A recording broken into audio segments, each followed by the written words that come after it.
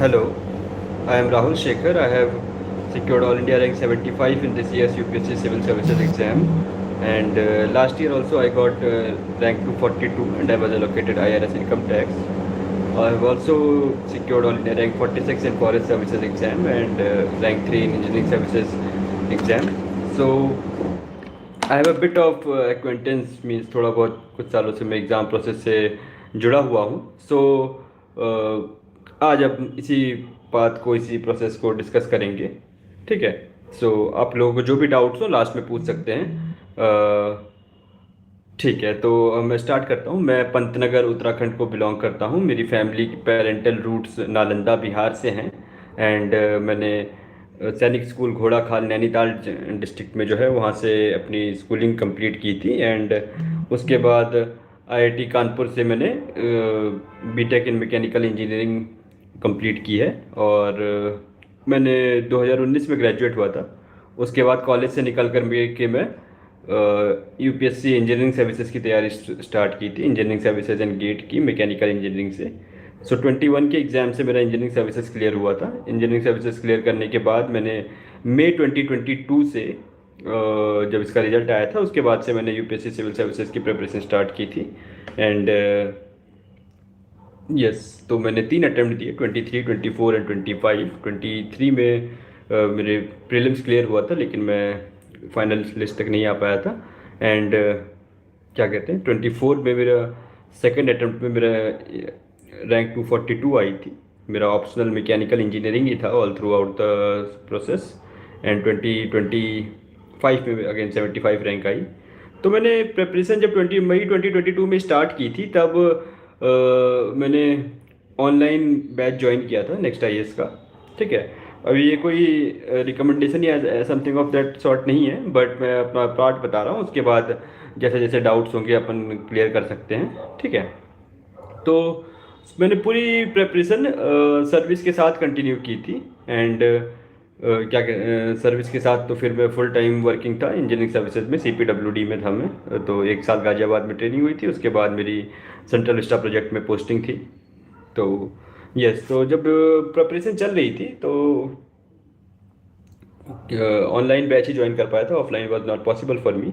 And March 2023 में syllabus complete हुआ था. तो उस साल सी सेट एंड जीएस दोनों पेपर टफ आए थे. समहाउ मेरा प्रीलिम्स क्लियर हो गया था. बट उसके बाद ऑफ कोर्स मैंने आंसर राइटिंग पहले से नहीं की थी, इस कारण से मुझे काफ़ी मुश्किलें हुई. एंड यस, रिसोर्सेज जो होते हैं वो मैंने सिंस मेरे पास टाइम का बहुत बड़ा क्रंच था तो मैं रिसोर्सेज बहुत लीन मैकेनिज़्म से फॉलो किया. मैंने कोई जो भी क्लास नोट्स बने थे उन्हीं को बार बार रिवाइज़ किया. मैंने कोई भी standard text book like Laxmikanth और स्पेक्ट्रम या इस टाइप की कोई भी टेक्स्ट बुक फॉलो नहीं की थी. और मुझे बाद में कोई कमी भी महसूस नहीं हुई. वो इसलिए क्योंकि मैंने काफ़ी हद तक अपना बेसिक्स क्लियर कर लिया था, जो कि ये स्टैंडर्ड टेक्स्ट बुक्स हमारे बेसिक्स क्लियर करते हैं उसी तरह से क्लास नोट से मेरे बेसिक्स क्लियर हो गए थे. एंड आफ्टर दैट मैं उन्हीं को बार बार रिवाइज करते रहा. प्री में अच्छे बेसिक्स के अंडरस्टैंडिंग का बहुत बड़ा रोल होता है in my understanding. And therefore somehow my guesswork was better than most other people and it helped me. And coming to the resources for current affairs and all, again मेरे पास time कम था तो मैंने कोई भी monthly magazine या फिर newspaper कभी नहीं पढ़ा.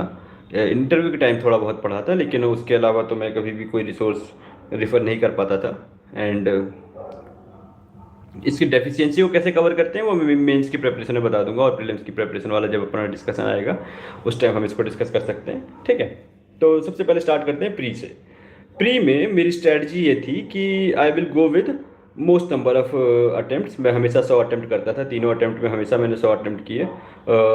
अगर कभी मुझे मतलब डाउट होता है तो मुझे यही लगता है कि गलत तो मोस्ट लोगों का हर केस में होता ही है. मतलब मोस्ट केसेस तो एग्ज़ाम फेल करने के ही हैं. बट मैं पास तभी हो सकता हूँ जब मैं ज़्यादा भी अटैम्प्ट करूँ और मेरे लॉजिक बाकी लोगों से बेहतर हो. तो उस चीज़ को लॉजिक को बिल्ड करने के लिए सबसे इंपॉर्टेंट स्टेप मुझे लगा था कि पहले कॉन्सेप्चुअल स्टैटिक क्लैरिटी हो जाए. एंड जो भी लिमिटेड रिसोर्स हों, लिमिटेड एंड ट्रस्टेड रिसोर्स हों, जैसे कि मान लीजिए मेरे केस में क्लास नोट्स थे प्रीलिम्स के लिए जो मैंने फाउंडेशन कोर्स किया था. उसके बाद मैंने उन्हीं को बार बार रिवाइज करते रहा ताकि जो भी मान लीजिए 25-30 क्वेश्चन मेरे नोट से आ जाए वो मेरे अच्छे से हो जाए. बाकी 60-70 क्वेश्चन जितने में भी लॉजिकल गेसिंग करना पड़े या एलिमिनेशन करना पड़े या फिर कुछ हद तक PYQs पढ़ के जो भी इंट्यूशन से मेरे को क्वेश्चन हो, मैं सारे क्वेश्चन अटेम्प्ट लूँगा। और 2 राउंड में मैं प्रेफर करता था कि पेपर को अटेम्प्ट किया जाए। पहले राउंड में वो कुछ 70-75 क्वेश्चन जितने भी हो जाए, 70-75 कभी 80 भी हो सकता है, बाद तक आते आते तो 2025 आते आते ये नंबर बढ़ के 85-87 हो गया था लास्ट सेकेंड राउंड में। 10-15-20-25-30 क्वेश्चन, ताकि अगर वैसे भी मैथमेटिकली अगर हम देखें तो एक क्वेश्चन सही होने पर हमको मिलते हैं 2 मार्क्स और 3 क्वेश्चन गलत होने पर कटते हैं 2 मार्क्स। तो अगर हम रैंडम गैस करें तो 4 में से 1 सही होगा और 3 गलत हो जाएंगे। 3 गलत होंगे तो फिर तो भी हम नेट जीरो पे हैं। लेकिन अगर हमने 2 साल 3 साल पढ़ाई की है तो our guess will be definitely better than random number ना। तो इसलिए मैं अपनी कैपेबिलिटी पे, अपने इंट्यूशन पे गेसिंग ले लेता था। तो 23 में तो फिर भी कम मार्क्स थे, अराउंड 80 मार्क्स थे मेरे, but 75 point something was the cut off. And 24 में फिर मेरा फॉरेस्ट का भी प्री क्लियर हुआ था, अराउंड 104-105 मार्क्स थे, इस रेंज के मार्क्स थे उस समय तक। मतलब हाँ, काफ़ी बार प्री 23 में मेंस लिख लिया था, तो उससे भी मेंस लिखने से प्री की काफ़ी अच्छी प्रिपरेशन हो जाती है। लोग कहते, मतलब उल्टा सोचते हैं लोग कि सिर्फ प्री करेंगे तो हमारा मेंस भी तैयार होता रहेगा, वो भी ठीक है, पर मेंस का कंटेंट तैयार होगा। लेकिन अगर मेंस करने से भी प्री में बहुत फ़ायदा होता है। अगर आपने साल भर मेंस की प्रिपरेशन की है तो उससे भी आपको प्रीलिम्स में काफ़ी फायदा मिलेगा, बिकॉज आप उस टॉपिक के जो भी मेंस के आप टॉपिक प्रिपेयर करेंगे उनके तह तक जा पाएंगे। एंड उस डेप्थ से आपका गेसिंग वर्क बेटर होगा। See most people I believe कि जो लोग प्री में स्ट्रगल कर रहे हैं, they are because of 2-3 factors. Firstly they think कि they can clear this exam with knowledge, but in fact for all the stages knowledge is important but not the only factor. It is necessary but not sufficient. ठीक है, knowledge definitely necessary है but sufficient नहीं है। It is one of the parameters that will affect your selection. Most important thing will be, can you accept the uncertainty. आप uncertainty को tame करने मत जाइए कि आप अनसर्टेनिटी को ही ख़त्म कर देंगे एग्जाम से, वैसा आप नहीं कर पाएंगे। आपको हो सकता है कि कुछ टेस्ट में ऐसा फील हो सकता है आप पढ़ लें तो उसके बाद PYQ करें तो आपको लगा कि अब सारे हो जा रहे हैं, but that will never be the case in the final exam. There will be new questions, you have to accept the fact कि देयर विल बी अनसर्टेनिटी। ठीक है, तो let us make the best use of that case. उसको best use करने के लिए आप अपने टूल्स तैयार कर लीजिए। The tools in your hand are firstly statics, clarity, I have mentioned that earlier also. After that you will have to take a lot of tests. Taking a lot of tests particularly from, जैसे मान लीजिए एक और misconception आजकल arise हो गया है कि लोग जनवरी से प्रीलिम्स पढ़ने लगते हैं। ठीक है, एज इफ मतलब prelims is a test of knowledge. No, it is not, to be honest. You will have to, basic knowledge है आपके पास, उसके बाद आपको उसी शॉर्ट एंड क्रिस्प रिसोर्सेज का मल्टीपल रीडिंग करना है। अगर आप लेंदी रिसोर्सेज करने लग गए, ठीक है, आप लेंदी रिसोर्सेज करने लगे तो आप उसको मल्टीपल रीडिंग नहीं कर सकते हैं। मान लीजिए आपने सारे स्टैंडर्ड टेक्स्ट बुक्स पढ़े और सारे स्टैंडर्ड टेक्स्ट बुक मिला करके 40 क्वेश्चन आ गए, ठीक है, लेकिन आप स्टैंडर्ड टेक्स्ट बुक को साल भर में कितने राउंड रिवाइज कर पाएंगे? 2 राउंड, 3 राउंड मैक्सिमम, 4 मैक्सिमम। तो 4 राउंड में आपको कितना याद हो जाएगा? कोई बहुत ज़्यादा 1500 पेजेस की लक्ष्मीकांत याद आपको 4 बार में होने वाली है नहीं। ठीक है, तो आप जो लोग फाउंडेशन कोर्स नहीं करके स्टैंडर्ड बुक टेक्स्ट बुक से पढ़ रहे हैं, तो मुझे ऐसा लगता है कि द स्टैंडर्ड टेक्स्ट बुक जो है और जो क्या कहते हैं फाउंडेशन क्लास है, दोनों का सेम पर्पज़ है। जो क्लास में टीचर बोल रहे हैं और शॉर्ट एंड क्रिस्प में लिखा रहे हैं, ठीक है, वही चीज़ लक्ष्मीकांत में 2 पेज में लिख करके की गई है। 2 पेज में एक टॉपिक को एक्सप्लेन किया गया है, उसके बाद आपको कोई ना कोई या तो नोट्स खुद बना लीजिए या फिर मार्केट में नोट्स भी अवेलेबल हैं ना, तो या तो आप उनको रेफर कर लीजिए। ऑल्दो आई वुड से कि नोट्स बनाना एक आउटडेटेड चीज़ हो चुकी है आज के ज़माने में। There are lots of resources, knowledge या रिसोर्सेज और materials is not a constraint any more. ठीक है, you just need to know which is the right one ना। जो लोग अभी अर्ली स्टेजेस ऑफ प्रिपरेशन में हैं, मैं उनको पर्टिकुलरली ये कहना चाहूँगा कि in this process do not do something which someone else can do for you. अगर आप अपना समय कहीं से भी बोरो कर सकते हैं, कहीं से भी खरीद सकते हैं, तो उसको जरूर कर लीजिए। ठीक है, because time is the most important currency here. ठीक है, यू माइट फील कि मैं साल भर बैठ के अपने नोट्स बना लेता हूँ, मुझे नोट्स बहुत अच्छे से बन जाएंगे, तो फिर आप एक्चुअली अगले साल की तैयारी कर रहे हैं। ठीक है, notes banana is not a very high ROI thing. उससे आपको बस बहुत सारी ऐसी एक्टिविटीज़ है इस एग्जाम में जो आपको सिर्फ फुलफिलमेंट दे रही हैं। ठीक है, कि आप नोट्स बनाए जा रहे हैं साल भर, तो ये एक फुलफिलमेंट का पार्ट है। इसका कोई एकेडमिक रिपरकशन बहुत ज़्यादा है नहीं। आप जितनी देर में एक बार नोट्स बनाएंगे उतनी देर में आप बने बनाए नोट्स को 5 बार पढ़ सकते हैं। ठीक है, और आपको दूसरी बार पढ़ के भी इक्वली समझ आ जाएगा जो खुद से बनाए हुए नोट्स में पहली बार में आएगा। तो I hope you are getting the spirit of what I am trying to convey. ठीक है, डू नॉट गेट, मतलब इससे कोई आप अलग मीनिंग मत निकालिए, कोई डाउट हो तो पूछ लीजिएगा।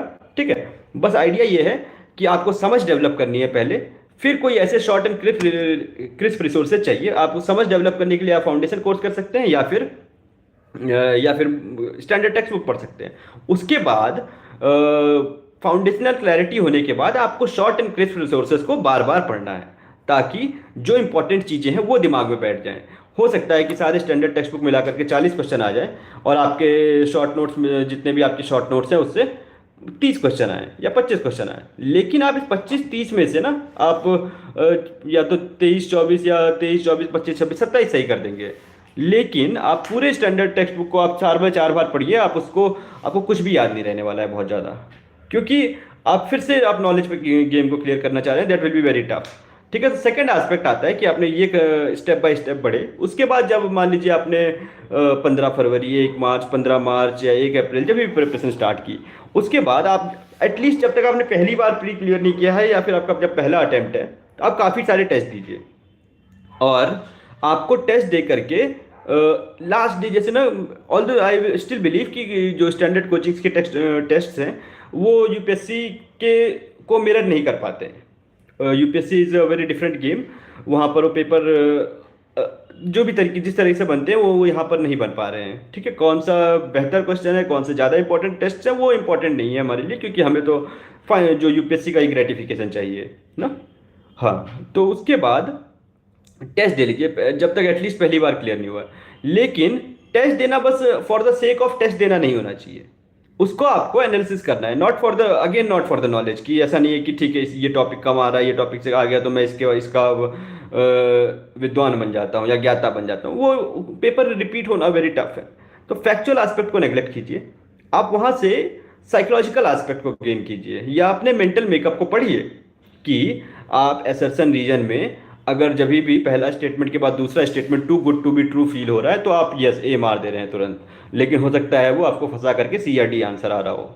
ठीक है, सिमिलरली कि जब भी सिमिलर साउंडिंग वर्ड्स को स्वैप कर दिया जा रहा है, क्या कहते हैं, बाइंडिंग को नॉन बाइंडिंग या फिर इस टाइप के वर्ड्स ना, हाँ, कॉन्स्टिट्यूशनल को लीगल, इन सबको वर्ड्स को स्वैप करते हैं और आप फंस जा रहे हैं, या फिर आपको कॉन्सेप्चुअल पार्ट में दिक्कत आ रही है कि ज्योग्राफी की आपको याद है, लेकिन अगर क्वेश्चन को डिफरेंट तरह से फ्रेम किया जा रहा है तो आपको कॉन्सेप्ट में वीकनेस हो रही है।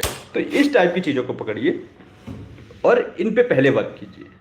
ठीक है, क्योंकि नॉलेज समय के साथ बढ़ती रहती है और पेपर में आपको बहुत ज़्यादा क्वेश्चन कभी भी पढ़े हुए आएंगे नहीं। ठीक है, तो बहुत काम हेडेड रहना है एकदम। हाँ, जब इसके बाद ये स्टेप हो गया, आपने गलतियां पकड़ते रहे सुधारते रहे, पकड़ते रहे सुधारते रहे। कभी भी आप ये मत सोचिए कि कब वो स्टेज आएगा कि जब मुझे 80 क्वेश्चन आते होंगे और तब मैं टेस्ट देना शुरू करूं, तो वो स्टेज कभी नहीं आएगा। ठीक है, इट इज़ नोटेड। हाँ, तो जब आप ऑन द प्रोसेस, मतलब कि दोनों को मतलब मैं पहले बता दे रहा हूँ, ये उन लोगों के लिए ज़्यादा इंपॉर्टेंट है जो लोग प्री में फंस रहे हैं या फिर इनिशियल अटेम्प्ट में या फर्स्ट अटेम्प्ट देने जाएंगे।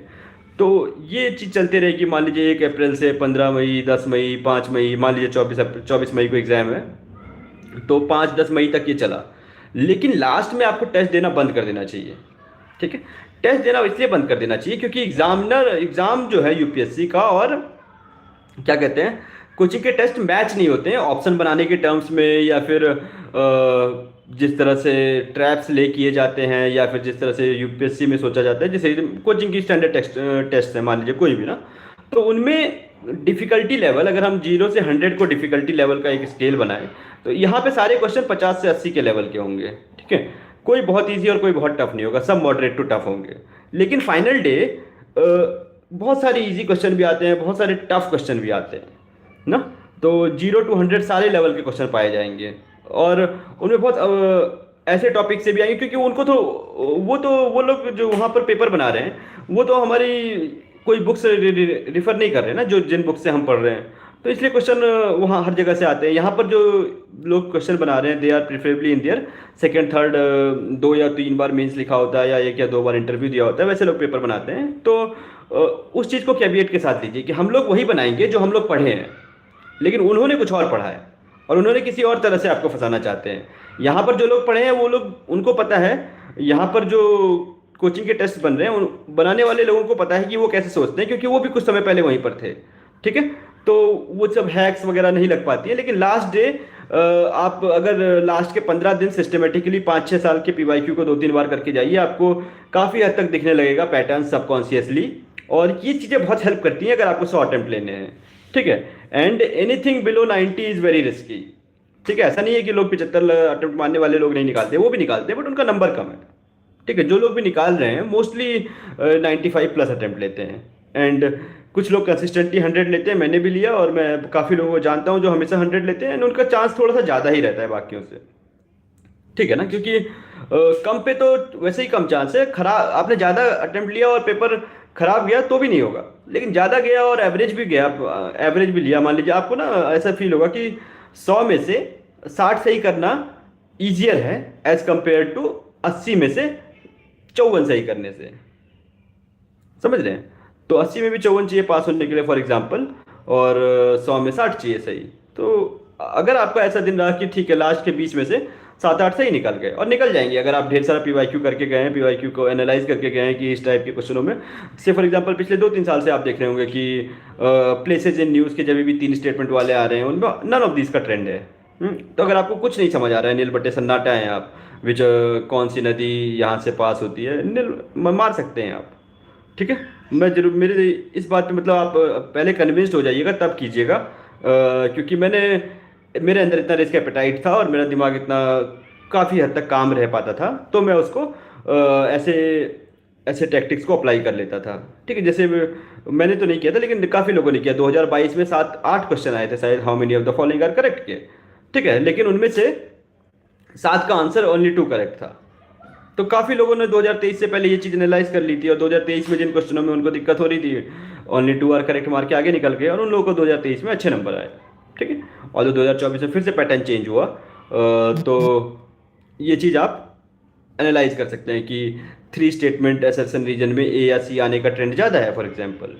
ठीक है, या फिर 3 कॉलम मैच द फॉलोइंग में ओनली 1 इज़ करेक्ट या नन इज़ करेक्ट का ट्रेंड ज़्यादा है। तो ये पार्ट आप एनालिसिस कर सकते हैं। अपार्ट फ्रॉम मतलब पीवाईक्यू एनालिसिस से एक और चीज़ सीखने को मिलती है, वो है कि कौन सा टॉपिक ज़्यादा इंपॉर्टेंट है। जैसे फॉर एग्जांपल पॉलिटी में हो सकता है आपको लगे कि फेडरलिज्म से क्वेश्चन कम आते हैं और पॉलिटिकल थ्योरी से ज़्यादा आते हैं, तो आप जो चीज़ से ज़्यादा आ रहा है उसको ज़्यादा पढ़ सकते हैं। तो 2 चीज़ें आप सीख सकते हैं पीवाईक्यू से, एक तो ऑप्शन फ्रेमिंग या ट्रैप से कैसे बचना है, दूसरा चीज़ कौन सा टॉपिक ज़्यादा इंपॉर्टेंट है, कौन सा कम, कौन सा टॉपिक ज़्यादा इंपॉर्टेंट है, कौन सा कम, ये आपको पहले सीखना चाहिए ताकि आप उसको प्रिपेयर कर सकें अच्छे से, और ट्रैप प्लेइंग और ये सब वाली चीज़ों को लास्ट के 15 दिन में भी सीख सकते हैं। तो ये हो गई प्रीलिम्स की बात। अगर अपन मेंस पे चले, मेंस में जो मेरी अंडरस्टैंडिंग है, जो मैंने किया वो ये कि ऑफ कोर्स आपको इस चीज़ को कंसिडरेशन में लेना चाहिए जब ये बात सुन रहे हैं, क्योंकि मैं फुल टाइम जॉब में था और मैं बहुत ज़्यादा टाइम साल भर नहीं दे पाता हूँ। मैं मोस्टली मतलब 2024 और 2025 में, 23 में तो चलिए ठीक है एक फ्लो में था, सिलेबस चल रहा था, उसके बाद पढ़ते चले, प्री हो गया, फिर मेंस देने चले गए। उसके बाद 24 और 25 में जो मैंने अटेम्प्ट दिया उनमें प्री के 1 महीने पहले पढ़ाई शुरू करी। 25 में तो मतलब 24 में 1.5 महीने पहले करी और 25 में 15 दिन पहले। ठीक है, ये नहीं है, मैं कोई ये आइडिया टेम्पलेट नहीं बता रहा हूँ, लेकिन ये मैं इतना ही टाइम निकाल पाया था क्योंकि 24 में फिर सिलेक्शन भी हो गया था, तो उसके कारण भी काफ़ी टाइम इधर उधर चला गया। तो प्री जैसे तैसे मतलब प्री में सब कुछ ये बेसिक्स और गेस वर्क और पीवाईक्यूज के दम पे प्री हो जा रहा था। मेंस में फिर मैं मेंस के लिए प्रिपरेशन सिर्फ साल में 3 ही महीने कर पा रहा था। 2023 में 3 महीने किया, 2024 में 3 महीने किया, 2025 में 3 महीने किया। 1 सेकंड दीजिएगा बस।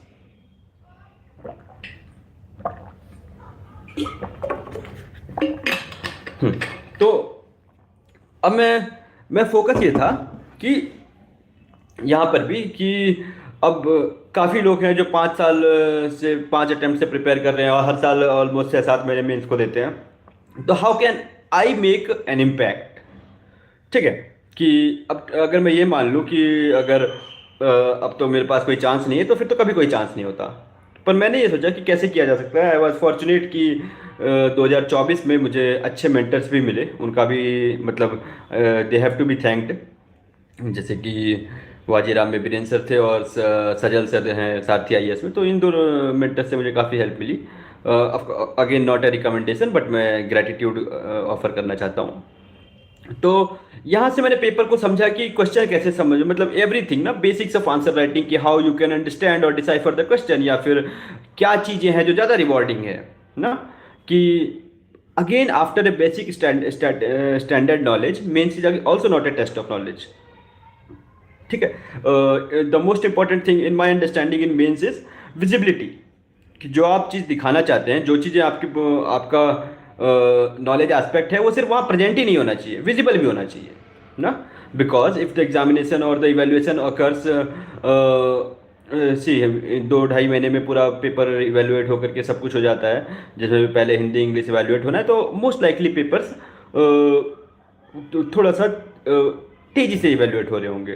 तो उससे आपको अपना पॉइंट विजिबल बनाना है कि ये आपका पॉइंट है, कि ठीक है, आप इसलिए डायग्राम जैसी चीज़ें, या फिर क्या कहते हैं, डायग्राम्स, या फिर पॉइंट्स, नंबर ऑफ पॉइंट्स, या फिर substantiation, these all things play a very vital role.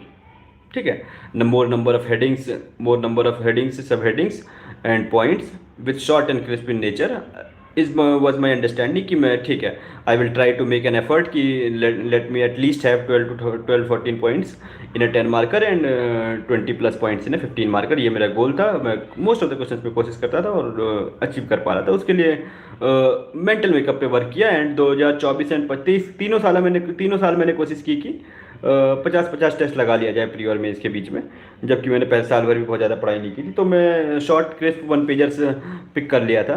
2025 की बात बता रहा हूँ। तो शॉर्ट एंड क्रिस्प 1 पेजर्स, जैसे कि किसी भी इंस्टीट्यूट के आते हो, वाजीराम का स्मैशर है, चाहे शून्य आईएएस का है, या फिर मतलब मैंने इन दोनों के पिक किए थे, और जगह भी आते हैं। तो इनको पढ़ने में मुझे ज़्यादा टाइम नहीं लगता है, तो मैं प्री और मेंस के बीच में 4-5 बार रिवाइज कर लिया शॉर्ट नोट्स, और उसके बाद अपनी कैपेबिलिटी बिल्ड की। मैंने स्किल ऑफ आंसर राइटिंग पे ज़्यादा वर्क किया rather than the content aspect, and somehow it paid of.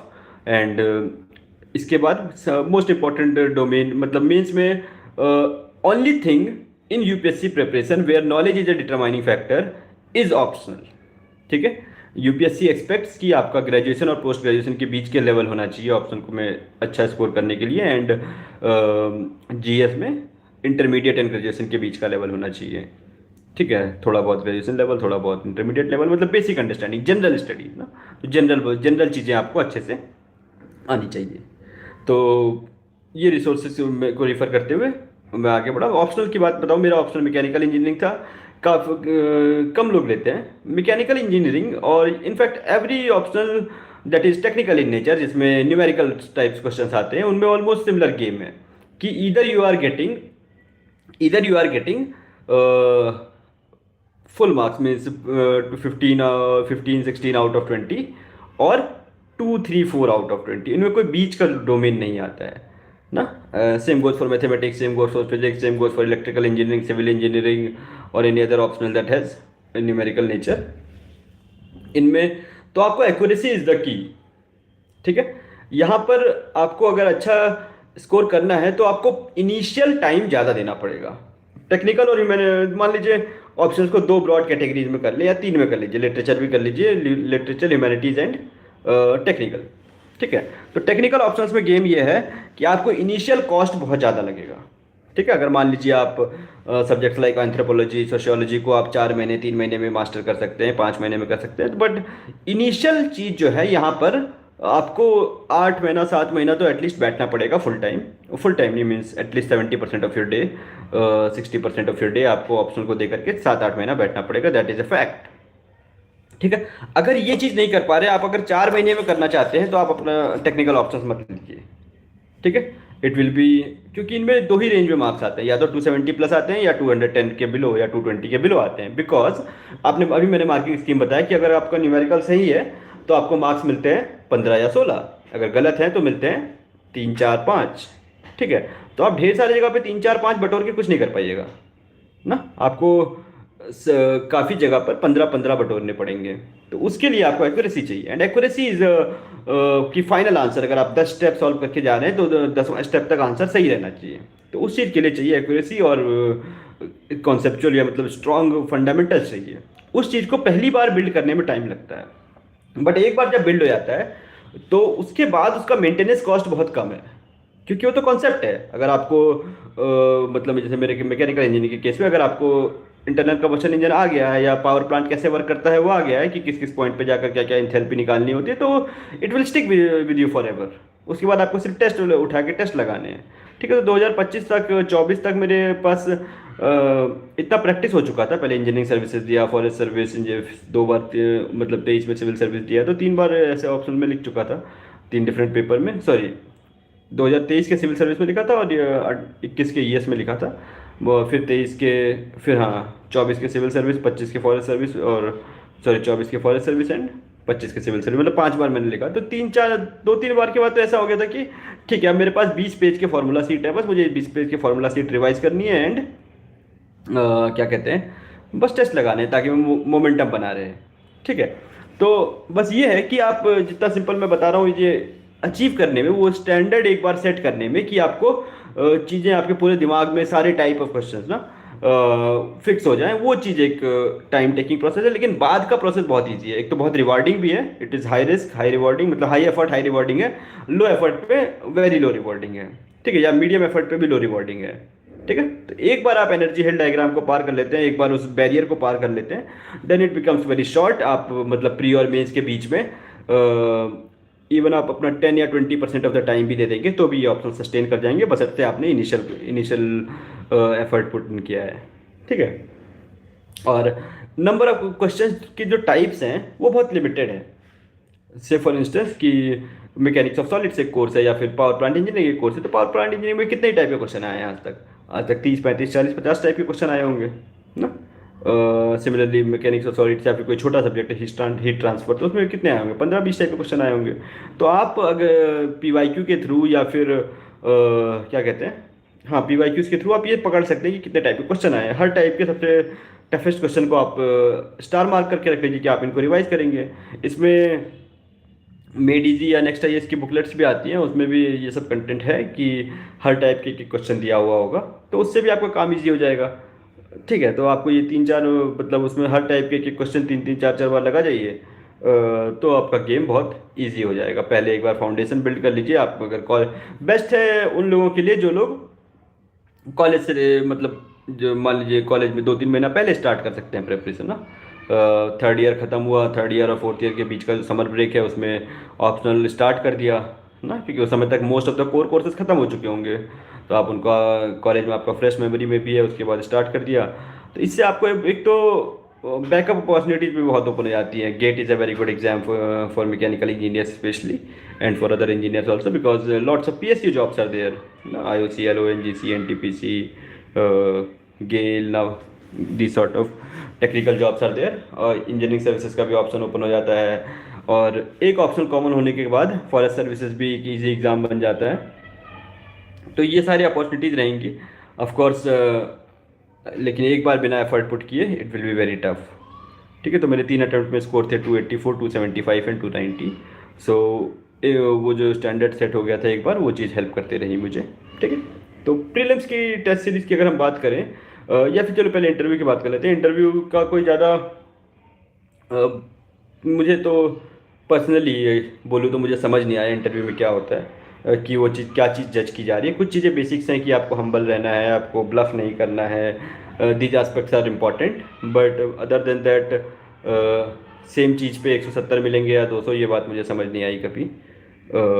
इस पे मतलब ठीक गए थे मेरे इंटरव्यू तीनों बार, एक बार मतलब 2 बार 175 है, 2023 एंड 2025 में 175 मार्क्स आए मेरे इस साल, तो जबकि एवरेज भी 185 गया है। तो I think some amount of denting has taken place there, but in 2024 interview has help me to get it to the list. 195 was my score, and yes. So this is the basics of examination process that I have discussed with you all। ठीक है, तो current affairs का जैसे मैंने बोला कि मैंने कोई बहुत ज़्यादा फोकस किया नहीं था। अब पर मैंने क्या किया था वो मैं बता देता हूँ। इसका मतलब ये नहीं है कि अगर न्यूज़पेपर नहीं किया है तो भी कोई दिक्कत नहीं होगी, दिक्कत तो होगी थोड़ी बहुत, ठीक है। लेकिन उस दिक्कत को कैसे हैंडल कर सकते हैं कि आप करंट आता कहाँ पर है। प्री में 5-7 क्वेश्चन आते हैं या मैक्सिमम 10, ठीक है। तो उन 10 क्वेश्चनों के लिए एक तो आप ढेर सारे टेस्ट लगा रहे हैं, तो वैसे ही मोस्ट इंपॉर्टेंट करंट अफेयर की थीम्स उसमें कवर हो जाएंगी, पहली चीज़। दूसरी चीज़ ये है कि आप कोई शॉर्ट कोर्सेज ले सकते हैं, पर्टिकुलरली यूट्यूब पे अगर अवेलेबल होती हैं, या फिर अगर आप किसी इंस्टीट्यूट में हैं तो वहाँ पर भी होंगे, जिसमें एटलीस्ट इंपॉर्टेंट चीज़ें ना, प्लेसेज इन न्यूज़, डिफेंस और क्या कहते हैं साइंस एंड टेक, इन्वायरमेंट, जहाँ पर करंट का ज़्यादा इंपॉर्टेंस है, वो चीज़ों को 2-2 3-3 लेक्चर पर सब्जेक्ट, 2 लेक्चर मान लीजिए 20 घंटे में 25 घंटे में ख़त्म कर दिया जाए current affairs.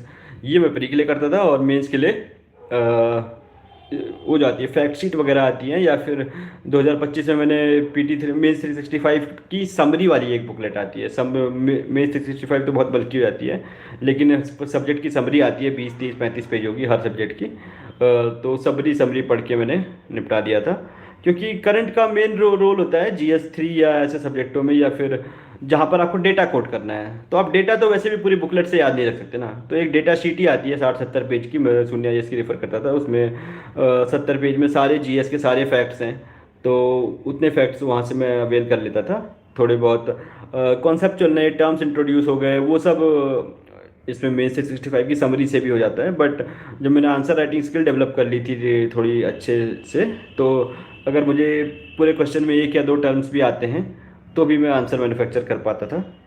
So I tried to, because I had the possibility of time, मेरे पास टाइम की ज़्यादा मतलब टाइम की कमी थी, तो मैंने सोचा कि नॉलेज की जगह स्किल से करना मेरे लिए ज़्यादा सूटेबल है। But any way I feel कि अगर आप नॉलेज से भी करना चाहते हैं तो भी आपको एक सफिशिएंट डिग्री ऑफ स्किल चाहिए, and that requires practice. So most लोग जो मुझे लगता है गलती करते हैं कि वो एक ऑप्टिमल पॉइंट का इंतजार करते हैं जिसके बाद वो प्रैक्टिस कर सके, और अगर कोई गलती हो रही है तो उसके बाद सोचते हैं कि अब कौन सी बुक पढ़ी जाए कि ये चीज़ मुझे समझ आ जाए, या ये क्वेश्चन मैं कर लूँ। बट वो पॉइंट ही नहीं है एग्जाम का। They do not want, I think researchers यार, या फिर पीपल विद क्या कहते हैं abundance of knowledge, but people who are able to practically apply what they know, or who are able to survive uncertainty, who are able to take decisions under uncertainty, because that is also the actually the condition in Indian civil services, or in every civil services, because you will not means आपको future के लिए decision लेना है past के precedence पे, तो आपको कुछ हद तक मैपिंग एबिलिटी या फिर क्या कहते हैं उसे, हाँ मीन्स आप अनसर्टेनिटी में सरवाइव कर सके, उस चीज़ों का भी टेस्ट है। ये मुझे समझ आया था, उन चीज़ों पे मैंने वर्क किया, और आंसर राइटिंग या फिर प्री का उसी हिसाब से मैंने मॉडल किया था, ठीक है।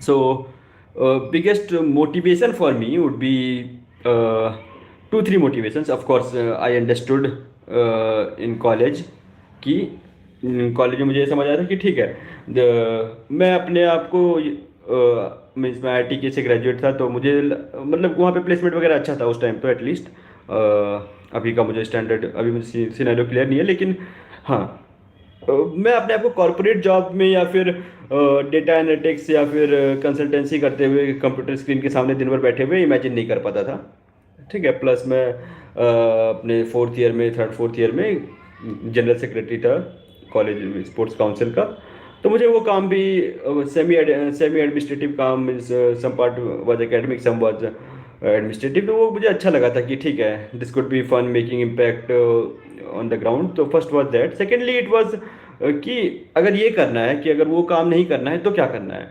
तो आई फेल्ट कि in that other than means Indian, अगर एज ए इंडियन ड्रीम अगर देखा जाए तो civil services provides the broadest possible opportunities, ठीक है। of course there are more high paying jobs, but the kind of work environment, या kind of people that you interact with, kind of impact that you could create, these are unparalleled. So I had a think कि I will go for civil services. मैंने सबसे पहले civil services start इसलिए नहीं किया क्योंकि मैंने बताया कि जब मैं जनरल सेक्रेटरी बना था तो मैं कॉलेज में एकेडमिक परफॉर्मेंस बहुत डाउन चला गया था, तो मेरा कॉन्फिडेंस या मतलब सेल्फ लेवल भी काफ़ी नीचे चला गया था। ठीक है, तो मुझे लगा कि ठीक है भाई ये तो, और उस समय सिविल सर्विस के बारे में मुझे जितनी इन्फॉर्मेशन थी मुझे ये पता चला था कि ये तो बहुत टफ चीज़ है। ठीक है, तो मैंने सोचा कि क्यों ना पहले सिक्योर हो लिया जाए थोड़ा सा, तो इसलिए मैंने पहले गेट एंड ईएस की प्रिपरेशन पे ज़्यादा फोकस किया।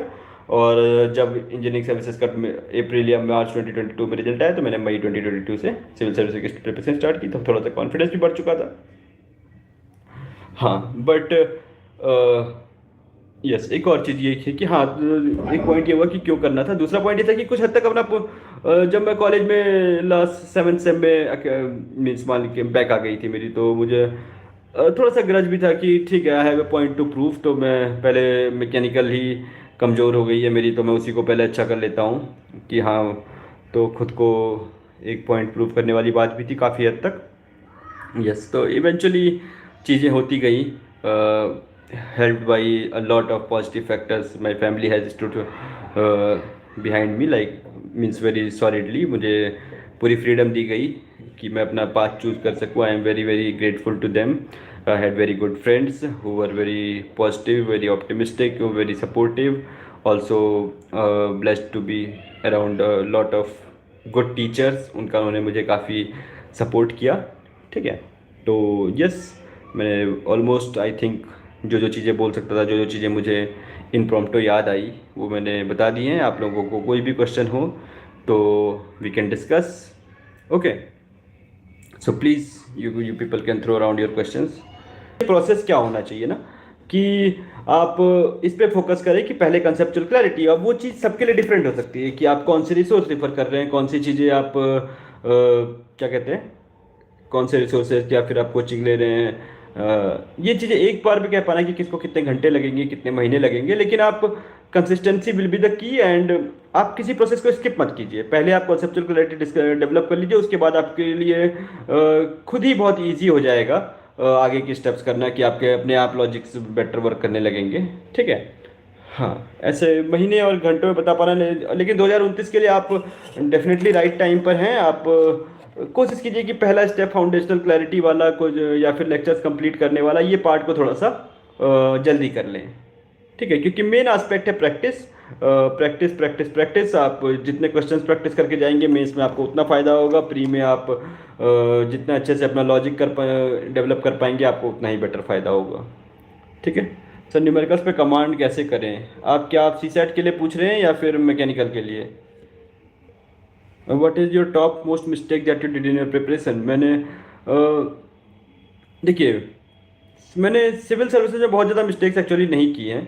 मैंने काफ़ी हद तक ठीक चीज़ें की है, लेकिन उससे पहले मैंने काफ़ी मिस्टेक्स की थी। जैसे अभी मतलब ना आप ऐसा देखेंगे तो लगेगा कि ठीक है 23 में प्री निकल गया, 24 में सिलेक्शन हो गया, 25 में हो गया तो बहुत अच्छा है, लेकिन ऐसा नहीं है। जब मैं कॉलेज से निकला था तब काफ़ी मैंने गलतियाँ की। मैं हर एग्ज़ाम का फॉर्म भरने लगा था।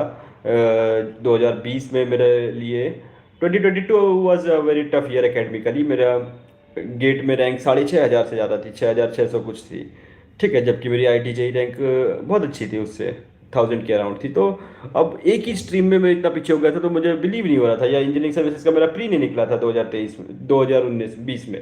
ठीक है, तो उस समय फिर मैं इनसिक्योर होकर के ढेर सारे एग्जामों की तैयारी करने लगा, मतलब देने लगा। तो आप जब ढेर सारे एग्जामों को एक साथ देने लगते हैं तो फिर आप कहीं भी नहीं होते हैं। बट फिर मैंने 21-20 के एंड तक अपने आप को संभाल करके ईएस और गेट पे ज़्यादा फोकस किया, तो उसके बाद से चीज़ें स्ट्रीमलाइन रही हैं। तो मैं ये कहूँगा कि मेरे लिए सबसे बड़ी गलती थी एक पॉइंट, मतलब 7-8 महीने मैंने बर्बाद किए वहाँ पर। जो भी एग्ज़ाम्स आ रहे थे सब भरते जा रहा था।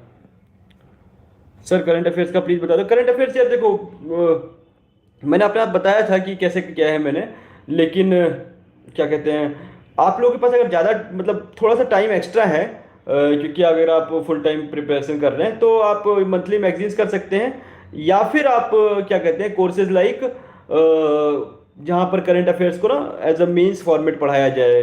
ठीक है, वो सब भी कर सकते हैं, तो उसका आपका थॉट प्रोसेस भी बिल्डअप होता रहेगा। कि न्यूज़पेपर बहुत ज़्यादा करने से, न्यूज़पेपर से नोट्स बनाने से ये दिक्कत है कि मान लीजिए ईरान ईरान अमेरिका वॉर चल रहा है, ईरान यूएस इसराइल वॉर चल रहा है, ठीक है, तो उस पर 3 महीने से सब न्यूज़ आ रही है, 2 महीने से जितने टाइम से भी चल रहा है, तो लेकिन everything is not relevant from the UPSC perspective.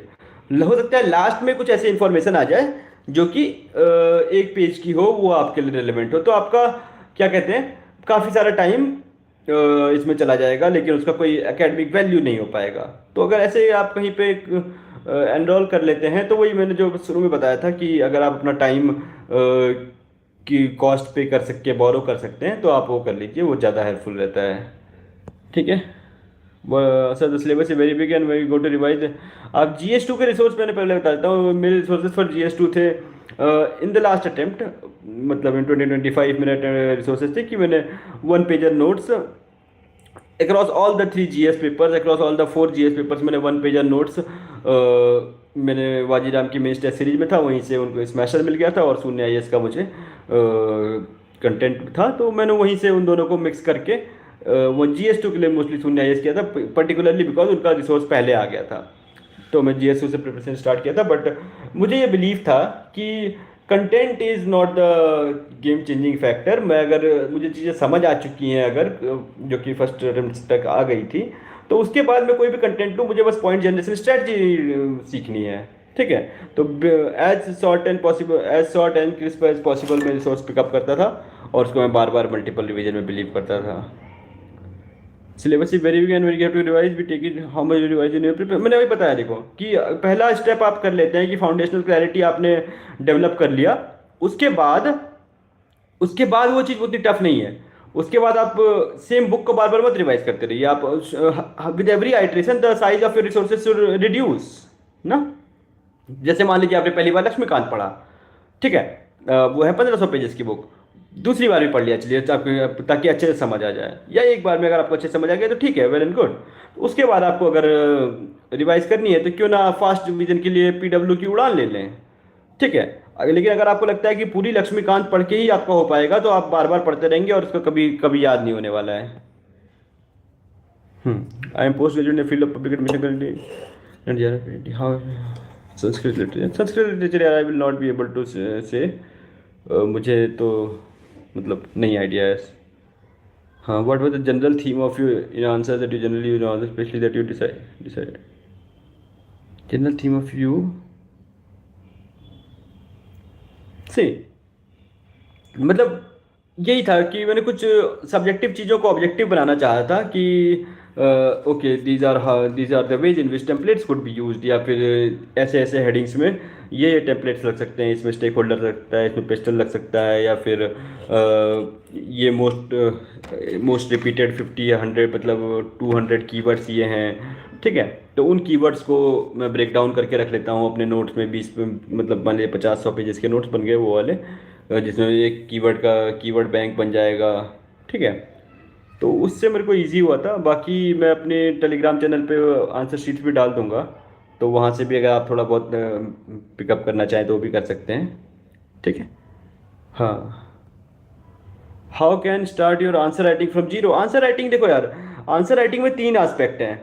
पहला चीज़ है कंटेंट, दूसरा है स्ट्रक्चरिंग एंड प्रेजेंटेशन, तीसरा है टाइम। दिक्कत ये होती है कि मोस्ट लोग start focusing on the time as the first thing. Time is not the constraint. अगर आप 2027 का लिखने वाले हैं तो time is of no importance as of now. आप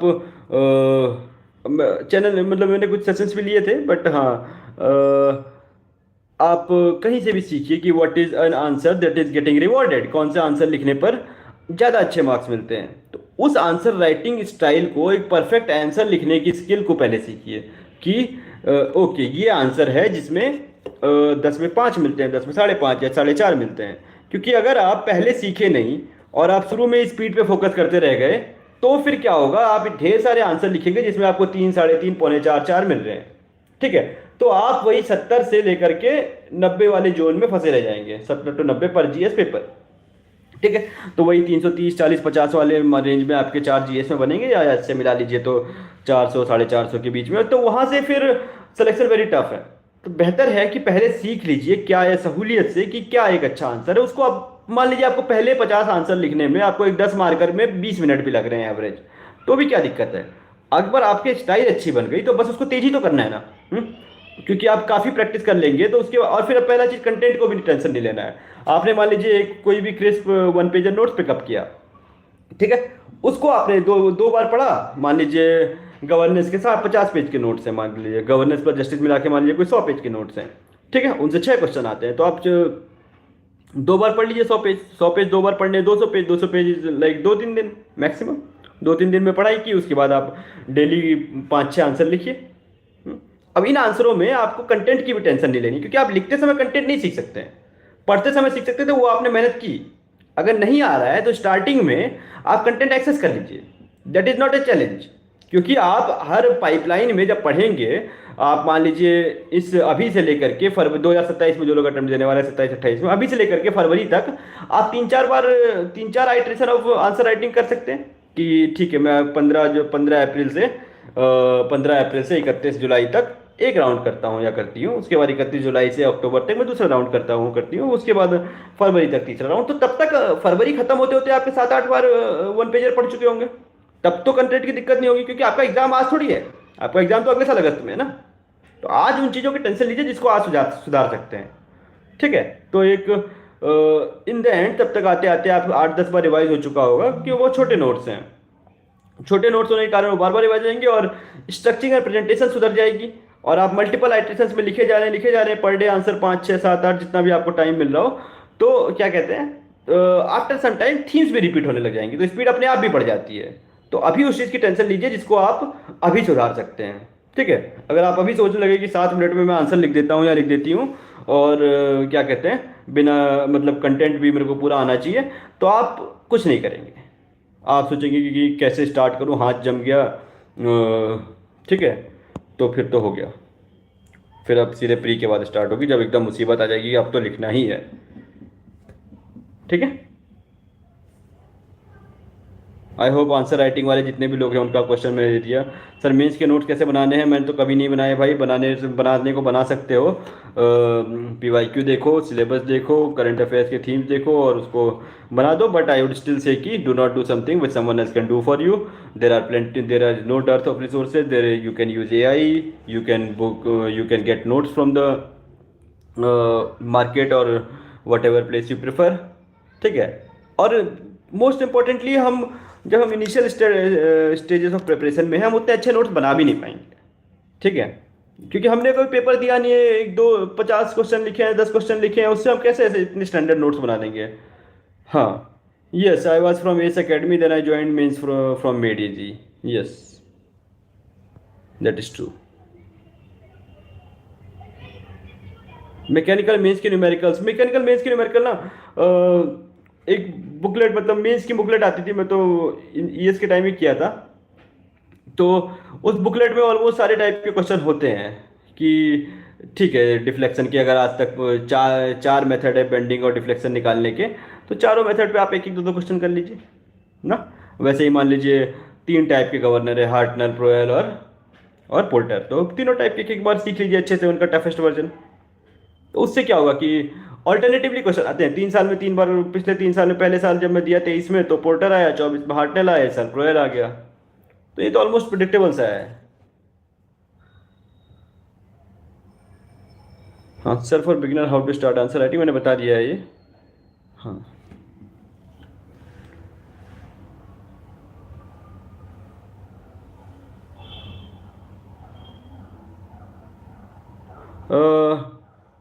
पपालू पपीतो, ठीक है। तो आप ये फोकस कीजिए कि जल्दी से जल्दी सिलेबस करें, किसी भी आप मान लीजिए किसी का ऑनलाइन बैच ज्वाइन कर लीजिए, वैसा बैच ज्वाइन कीजिए जो 3-4-5 महीने पहले शुरू हुआ हो, ताकि 1-1 2-2 लेक्चर पर डे करके आंसर राइटिंग को सॉरी 1-1 2-2 लेक्चर करके सिलेबस बहुत जल्दी फिनिश कर सके, क्योंकि 11 महीने 2 साल ये जो फाउंडेशन बैचेस चल रहे हैं they are academic time pass, ठीक है। आपको अगेन सेंस ऑफ फुलफिलमेंट आ रही है, बट मतलब सेंस ऑफ फुलफिलमेंट आ रही है, बट कोई बहुत ज़्यादा उसका प्रोडक्टिविटी नहीं है, ठीक है, तो आप ऐसे जगह पे जहाँ पे 1.5x 2x पे 2 लेक्चर पर डे करके 6 महीने पहले पुराना बैच ज्वाइन कर लीजिए आपको। एंड कोई ऐसा रॉकेट साइंस है नहीं सिविल सर्विसेज में। सिविल सर्विसेज का syllabus is not tough, to be honest. It's civil services as an exam is tough because there is lot of competition, not because questions are very tough. ठीक है, क्या कहते हैं, it is a complicated exam, that is a different thing. ठीक है, ये कोई बहुत, हम यहाँ पर ना कोई रिसर्च या साइंस नहीं लगा रहे हैं। ठीक है, हम बहुत सारी एवरेज चीज़ें कर रहे हैं जिसमें बेस्ट बनना है हमें। ठीक है,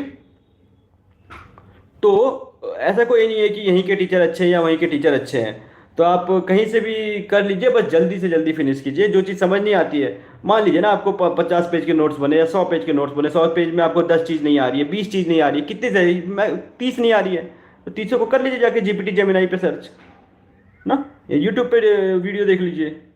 हम्म, ठीक है ना, ये कोई बहुत बड़ा रॉकेट साइंस नहीं है।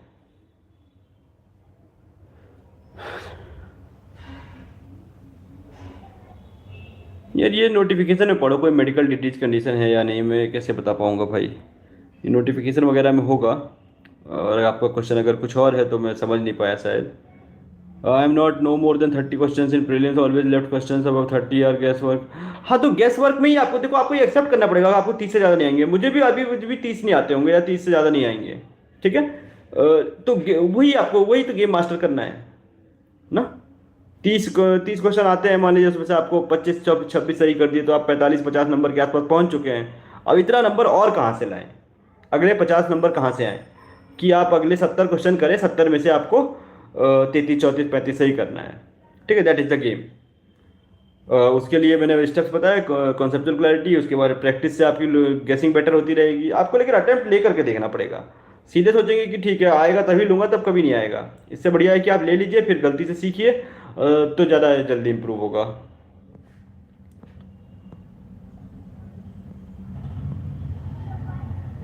Please tell me which graduation समग्र pol science sociology and psychology. भाई मैं इंजीनियरिंग ग्रेजुएट हूँ, मुझसे ये सब ना पूछो।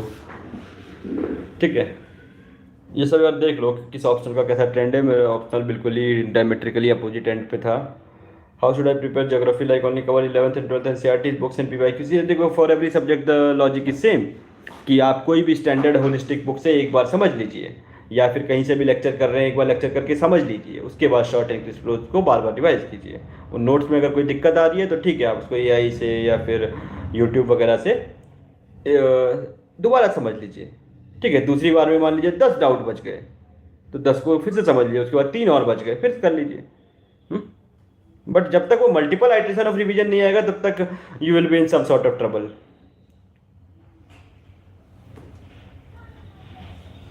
नहीं, मेरे को पता था बहुत रिसोर्सेज है, लेकिन मैं इस फोमो में नहीं पढ़ा, वरना तो और टफ हो जाता ना, कि एक तो टाइम भी कम है पढ़ने का, उसमें भी फोमो पे रहे तो फिर तो टफ हो जाता।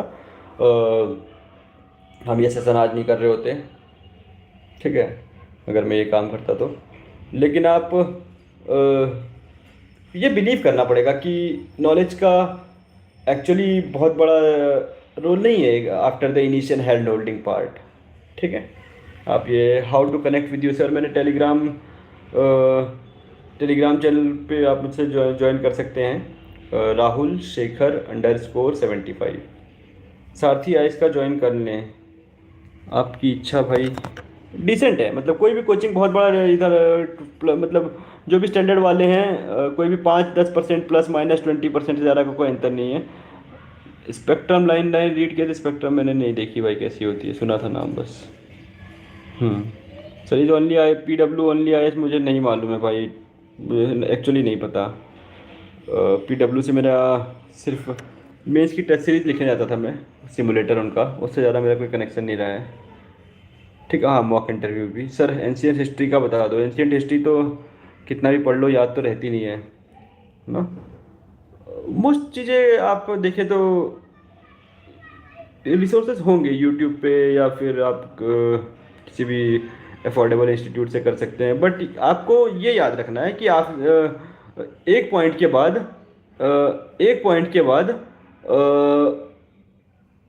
खुद का ही गेम है। आप कहीं से भी पढ़ लीजिए, सारथी से भी। ऐसा तो नहीं है कि कोई एक यूनिवर्सल इंस्टीट्यूट है जहाँ से सब लोग निकाल रहे हैं ना।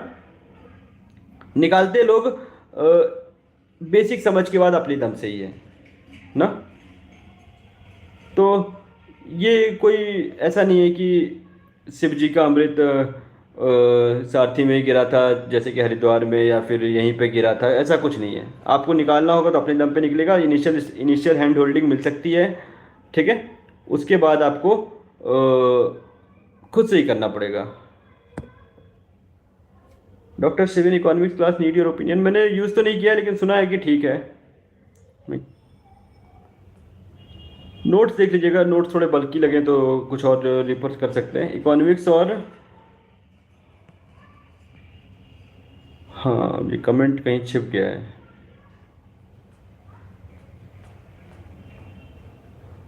ठीक है, इकोनॉमी का पॉलिटी में का बता दीजिए। मेंस का यार उसमें ऐसा मतलब कोई स्पेशल सब्जेक्ट तो नहीं है ना इकोनॉमिक्स और पॉलिटी जैसे बाकी सब्जेक्ट है, थोड़े से टेक्निकल आ सकता है इनमें।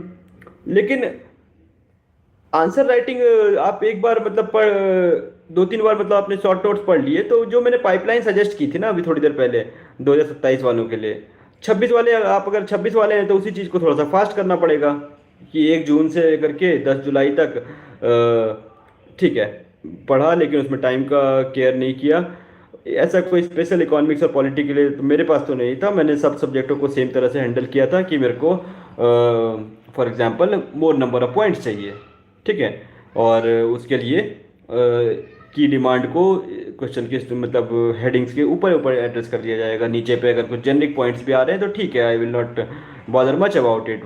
पॉइंट्स को सब्सटेंशिएट करने के लिए, शॉर्ट पॉइंट्स को सब्सटेंशिएट करने के लिए कोई भी एक फैक्ट शीट को याद कर लिया। पॉलिटी को क्या कहते हैं, केस लॉज ऑफ कोर्स मतलब वही है ना कि एक पॉइंट है, पॉइंट के दो हिस्से हैं, एक है रीजनिंग, रीजनिंग को आप सब्सटेंशिएट करते हैं, सब्सटेंशिएशन में ये बताते हैं कि ये रीजनिंग सही है, ठीक है। तो वो चीज़ अलग अलग हो जाती है। पॉलिटी में वो चीज़ केस लॉज हो सकती है, इकोनॉमिक्स में वो चीज़ फैक्ट हो सकती है, सोसाइटी में वो चीज़ एग्जाम्पल हो सकती है ना, ज्योग्राफी में वो चीज़ प्लेस से हो सकती है ना, एथिक्स में वो चीज़ सिविल सर्वेंट्स के नेम या एग्जाम्पल्स हो सकते हैं इंपॉर्टेंट पर्सनैलिटीज़ के, या फिर थ्योरीज हो सकते हैं। तो नेचर सेम रहता है कि रीजनिंग एक जगह होनी चाहिए, सब्सटेंशिएशन, रीजनिंग सब्सटेंशिएशन, ठीक है। तो वो 100-150 केस लॉज थे वो याद कर लिए थे। तो जहाँ जितना यूज़ हो जाए, जितना जो जहाँ जहाँ पे, तो उस चीज़ पे मैंने फोकस किया था। ऐसा कोई, हाँ, एग्ज़ाम को डिकोड या अंडरस्टैंड कैसे करें बिफोर स्टार्टिंग प्रिपरेशन। यार मैंने कुछ हद तक आपको समझाने की कोशिश की कि क्या क्या हो रहा है इसमें। और बिफोर स्टार्टिंग प्रिपरेशन तो टफ है समझ पाना, कुछ हद तक आइए। लेकिन ये दो तीन चीज़ें फंडामेंटल कि knowledge is necessary but not sufficient, तो आपको प्रैक्टिस पे ज़्यादा फोकस करना है। सेकेंड थिंग क्या कहते हैं, टाइम जिस चीज़ में आप इन्वेस्ट कर रहे हैं एक बार सोच लीजिए कि क्या वो काम करने की जरूरत भी है एक्चुअली ना। नोट्स कहीं और बन सकते हैं, लेकिन आपके बदले बैठ के कोई ब्रेनस्टॉर्मिंग नहीं करेगा, आपके बदले बैठ के कोई रिवीजन नहीं करेगा ना। दिल्ली आना कितना ज़रूरी है सर? दिल्ली आना तो कोई ख़ास ज़रूरी तो नहीं है यार, सही बताऊँ तो ना। मैं तो दिल्ली नहीं आया था, मैं तो दिल्ली में था, मेरी जॉब दिल्ली में थी, फिर भी मैं उधर नहीं गया कभी। मुझे तो काफ़ी टॉक्सिक लगता है। सर प्रैक्टिस कहाँ से करते थे आप? टेस्ट सीरीज मैंने ज्वाइन की थी मेंस की और प्री और मेंस के बीच में 3 साल, और बाकी तो PYQ है ही जिंदाबाद।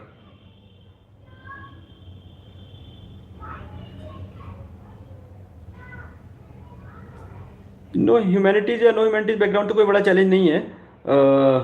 हाँ, stable job good, how can I proceed, वही यार कि जल्दी से जल्दी GS का सिलेबस निपटा दो, ठीक है। थोड़ा आंसर अगर 27 को टारगेट करना है तो थोड़ा हद तक आंसर राइटिंग अभी कर लीजिए। मान लीजिए अभी से आपने स्टार्ट किया 1 मई से लेकर के 6 महीने 5 महीने में GS का सिलेबस फिनिश कर दिया, फिर 2-3 महीने ऑप्शनल का कर लिया, तब तक GS का रिवीजन चलता रहेगा ना।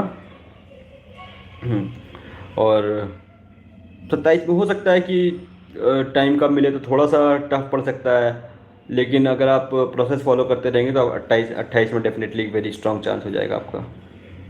आई एम नॉट डिस्करेजिंग कि 27 में बहुत कुछ है, लेकिन स्टिल थोड़ा सा फर्स्ट बार मेंस लिखने में अगर आपने बहुत ज़्यादा आंसर राइटिंग नहीं, क्योंकि मेन सीधा सिलेक्शन स्टेज तो वहाँ पर मुसीबत हो सकती है। एनसीईआरटी कौन कौन सी पढ़नी चाहिए, मैंने तो कोई नहीं पढ़ी यार, जब तक 11th 12th में था तब तक पढ़ी थी। उसके बाद सी सेट कैसे तैयार करें, गुड, ये रिसेंट क्वेश्चन है। सी सेट में देखो, जो मेरी अंडरस्टैंडिंग है, उन लोगों को दिक्कत होती है सी सेट में, दिक्कत उन लोगों को हो रही है जो सब टॉपिक थोड़ा थोड़ा पढ़ के जा रहे हैं। मैथ्स और इंग्लिश में मैं बता रहा हूँ, अगर आप सारे टॉपिक थोड़ा थोड़ा पढ़ेंगे मैथ्स और रीजनिंग में, अगर आप सारे टॉपिक थोड़े थोड़े से पढ़ के जाएंगे तो फिर आपको दिक्कत होगी, क्योंकि आपको समझ ही नहीं आएगा कौन सा क्वेश्चन ईजी है कौन सा टफ। ठीक है, तो आप कुछ टॉपिक को चार या मतलब पाँच छः, जैसे मान लीजिए मैथ्स प्लस रीजनिंग मिला के मान लीजिए 25 टॉपिक हैं, तो उनमें से आप इजी वाले उनको कैटेगराइज कर लीजिए, कौन सा इजी है और हाई वेटेज है, कौन सा इजी है लेकिन लो वेटेज है, कौन सा मीडियम है लेकिन हाई वेटेज है, कौन सा मीडियम है लेकिन लो वेटेज है, फिर टफ है लेकिन लो है, टफ है हाई है। छः छः छः 2x3 की मैट्रिक्स बना लिया आपने, छः कैटेगरी। तो easy and high weightage, easy and low weightage और मीडियम एंड हाई वेटेज, इन तीनों को एटलीस्ट वेरी स्ट्रांग कर लीजिए ना। तो कम से कम 25 में से 15-16 टॉपिक इसी जोन में फॉल कर जाएंगे। सिलोलॉजी हो गया, कुछ हद तक नंबर सिस्टम आ जाएगा मीडियम एंड हाई में, medium medium toughness and high weightage, या फिर क्या कहते हैं ऐसे ही है, train time, speed, distance, work, boat, river, ये सब आपको हो सकता लगे कि ईजी है, वेन डायग्राम ना। तो इन क्वेश्चनों को आप स्ट्रॉन्ग कर लीजिए। तो आप शुरू में मैथ्स आपने शुरू के 40-50 मिनट आपने इंग्लिश सॉल्व किया, उसके बाद 5-7-10 मिनट दे करके 15-20 ईजी क्वेश्चन सेलेक्ट कर लीजिए। अब आपने इन टॉपिक्स को वेरी स्ट्रॉन्ग करके गए हैं, तो इनमें से आपको 15-20 क्वेश्चन मिल जाएंगे ना। 27 क्वेश्चन तो आपने इंग्लिश से कर लिए, अब करने कितने हैं, 50, मान लीजिए 50 का टारगेट करते हैं, तो 50 का 23 क्वेश्चन और चाहिए, अभी 53 क्वेश्चन बचे हैं। 53 में से 23 नहीं तो कम से कम 20 तो मिल जाएंगे आपको, क्योंकि आपने कुछ सब्जेक्ट बहुत अच्छे से करके आए हैं। यस, मेरा बैकग्राउंड इंजीनियरिंग है, ठीक है। तो आप इसमें हर क्वेश्चन को छुएंगे नहीं कि चलो छुआ, 2-3 मिनट बाद पता चला कि क्वेश्चन नहीं होगा, तो मैंने ईगो में 2-3 मिनट और बर्बाद कर दिए, उसके बाद वो क्वेश्चन भी गलत हो गया, उसकी हड़बड़ाहट में अगला भी गलत हो गया, तो फिर ऐसे में होता है सीसेट का सर्वनाश। ठीक है, तो कुछ टॉपिक्स को वेरी स्ट्रॉन्ग कर लीजिए, अगर वो हो जाए उसके बाद आगे चले जाइए। और एक चीज़ बेसिक सी रूल है कि आपको क्वेश्चन ना हमेशा 4 के मल्टीपल में अटैम्प्ट करने चाहिए, 40, 44, 48, 52। ठीक है, तो आप क्या कहते हैं, अगर आप 44 करेंगे, 44 क्वेश्चन करेंगे, चाहे मतलब 41 कीजिए, चाहे 42, चाहे 43, चाहे 44, आपको सही 31 ही करने पड़ेंगे। ठीक है, पास होने के लिए 31 करेक्ट करने पड़ेंगे। और तो आपको मान लीजिए आप 41 तक पहुंच गए थे, तो 3 गोले मारा ये ना, तो आपके 3 में से अगर एक भी सही हो गया तो आपका और बेटर चांस हो जाएगा। ठीक है, तो मैं तो यही कोशिश करता था कैसे भी करके 53 तक पहुंच जाऊं, फिर 3 और मार दूंगा, 56 हो जाएंगे। उसके बाद मैं बड़े आराम से करता था, मैं पेपर आराम से। Current affairs note making is a disaster. ठीक है, बहुत सारे नोट्स बने बनाए मिलते हैं। आप जो काम आपको पेपर में करना है ना, प्रैक्टिस का काम कीजिए और रिवीजन का काम कीजिए। नोट्स बनाना का काम 2018 की चीज़ है, ये 2025 में इसका कोई बहुत बड़ा सिग्निफिकेंस नहीं है। 2026 में AI से बन जाता है, हर इंस्टीट्यूट की हर नोट्स हर जगह अवेलेबल हैं। ठीक है, करंट अफेयर्स कैसे पढ़ें, अगर देखो मैंने वैसे करंट अफेयर्स का भी बहुत ज़्यादा फोकस किया नहीं है, लेकिन अगर मुझे अपने आप को एक एडवाइस देना होता 4-5 साल पहले कि कैसे करना है, तो मैं कोई ना कोई कोर्स ज्वाइन कर लेता जिसमें क्या कहते हैं नोट्स भी बन जाएं, बने बनाए मिल जाएं, और उसमें ब्रेनस्टॉर्मिंग भी करवा दें। यस, मैं शुरू के प्री और मेंस के बीच में शुरू के कुछ दिन ये कोशिश करता था। किसी ने ऊपर भी पूछा था कि 242 से 275 कैसे हो गई, तो मैंने ये किया कि पहले मैंने कुछ दिनों तक लोगों से डिस्कशन करके सीख लिया कि what is a good answer that is going to fetch me high marks. ठीक है, तो अब उस गुड आंसर को मैंने पहले स्लोली लिखा। तो मान लीजिए पूरे जून मैंने कम आंसर लिखे, कम फुल टेस्ट दिए, और मतलब फुल टेस्ट दिया नहीं, तो बस गुड आंसर राइटिंग स्टाइल सीखते गया। ठीक है, तो धीरे धीरे वो मसल मेमोरी में बन गया। तो मान लीजिए मैंने 1 जुलाई को पेपर दिया, तो मेरा 4 घंटे में पूरा हो रहा है, 4.25 घंटे में हो रहा है, ठीक है। लेकिन अब मुझे एक ही काम है ना कि मेरा आंसर तो अच्छा हो गया, बस मुझे अब 3 घंटे में लिखना है इसे। तो आप बहुत तेज मतलब मल्टीपल रिवीजन मार रहे हैं और मल्टीपल टेस्ट दे रहे हैं। ठीक है, तो इससे क्या हो रहा है, अब स्पीड भी आ गई, स्पीड भी लास्ट तक आ गया। ठीक है, तो इसलिए मुझे लगा कि 2-3 महीने प्री और मेंस के बीच की प्रिपरेशन से ऑलमोस्ट 50-60 मार्क्स मेरे इंक्रीज हो गए मेंस में, जीएस में, which is good. Which I use for mains content, ऐसे वगैरह के तो मुझे लगता है कि जेमिनाई इज़ बेटर। और बाकी वो है ना कि आप उसको कौन सा एआई बेहतर है, ये एक अच्छा सवाल नहीं है, कि आप उसको कैसा समझा पाते हैं। ठीक है, आप उसको, बस ये आपके समझाने की टेस्ट है कि आप उसको समझा सकते हैं कि नहीं, वो समझ जाएगा, दे देगा। क्योंकि हम यहाँ पर फिर से वही कोई न्यूक्लियर रिसर्च तो कर नहीं रहे ना, इतना तो बहुत सिंपल सी चीज़ें हैं, इतने सारे उसके डेटा है उसके पास पीछे स्टोर्ड ना, तो वो चीज़ कर देगा। बस आपके समझाने की है, एक बार में जो बोले उसको मान मत लीजिए, बस उसको और क्वेश्चन कीजिए, दूसरी तीसरी बार के बाद यही बहुत अच्छा बताता है। Sir I study to G S sir I study G S subject 3-4 chapters per day, is that is the correct way? Also start writing, अगर आपने एक बार सिलेबस कर लिया है तो।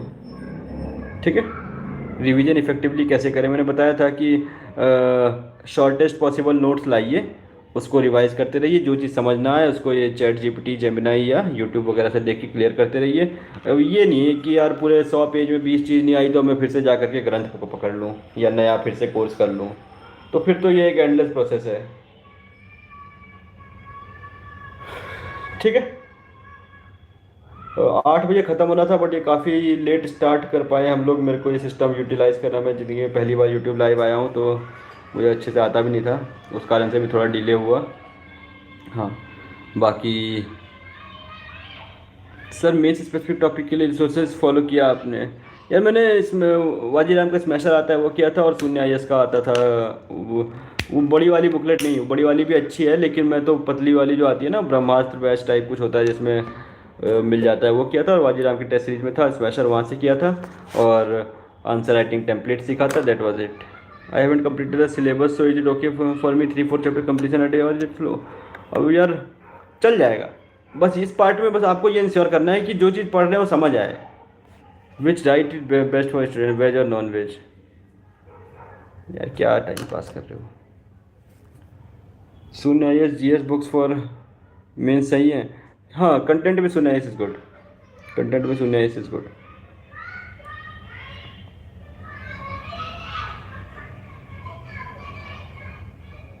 ठीक है, और बताओ कुछ है तो, नहीं तो चलते हैं, सब लोग डिनर वगैरह करते हैं। What was your major mistakes? If you started all over again, approve, what would you prefer the mistakes? ESC CSC engineering same. मैं अगर हाइंड साइट मान लो, मैं आज 2019 में कॉलेज ग्रेजुएट होने से पहले हूँ और उस बच्चे को जाकर के बताऊँ, तो मैं ये कहूँगा कि पहली चीज़, मुझे डायरेक्ट सीएससी की तैयारी कर सकता था, और ऑप्शन सेम रखता 3 महीने एक्स्ट्रा मेहनत करके। तो फिर मैं, हो सकता है दोनों का एग्ज़ाम, मतलब ये 2-3 साल बचा सकता था यहाँ पर मैं, कि पहले ईएस किया फिर सीएससी किया, तो यहाँ पे 1-2 साल बच सकता था। और मैं कहता कि ये जीएस का सिलेबस ख़त्म करने के लिए मैं पूरे 11-12 मंथ्स नहीं लगने चाहिए वहाँ पर, उसको मैं वहाँ पर 6 मंथ्स और बचा सकता था। कि ठीक है, रैपिड पेस में किया, 6-7 महीने पुराना कोर्स ज्वाइन किया जिसमें सिलेबस ख़त्म होने की कगार पे है, मैंने 2-2 लेक्चर पर डे किए और सिलेबस ख़त्म हो गया ना, ताकि मैं जल्दी से core part of the preparation पे आ पाऊँ, which is brainstorm, multiple revisions, brainstorming and answer writing. तो हाँ, बेस्ट एडवाइस जो कंपलसरी हो क्लियर करने के लिए, बेस्ट एडवाइस, यार एक तो बहुत सिचुएशनल सी चीज़ है ना ये, कि मेरे लिए जो हो सकता है बेस्ट हो तुम्हारे लिए ना हो, लेकिन एक चीज़ ये है कि आपको ना कुछ हद तक दो चीज़ करनी है, कि आपको वो चीज़ आउटसोर्स नहीं कर सकते जो आपको एक्चुअली एग्जाम में करनी है, वह सोचना। ठीक है, तो उस चीज़ पे जल्दी आइए, रादर देन नॉलेज से एग्ज़ाम को टेम करने का ट्राई करना। सर एक साथ हो सकता है और हमें मेंटरशिप कर सकते हैं क्या? सर एक साथ हो सकता है, हाँ एक साथ हो सकता है, अच्छा यही पूछ रहे हो ना कि गेट और सीएससी या ईएससी और सीएससी एक साथ हो सकते हैं क्या? हाँ हो सकता है, काफ़ी लोगों ने किया है पहले। और सीएससी मेंस का लेवल तो इंजीनियरिंग सर्विसेज के मेंस से थोड़ा सा लो ही है।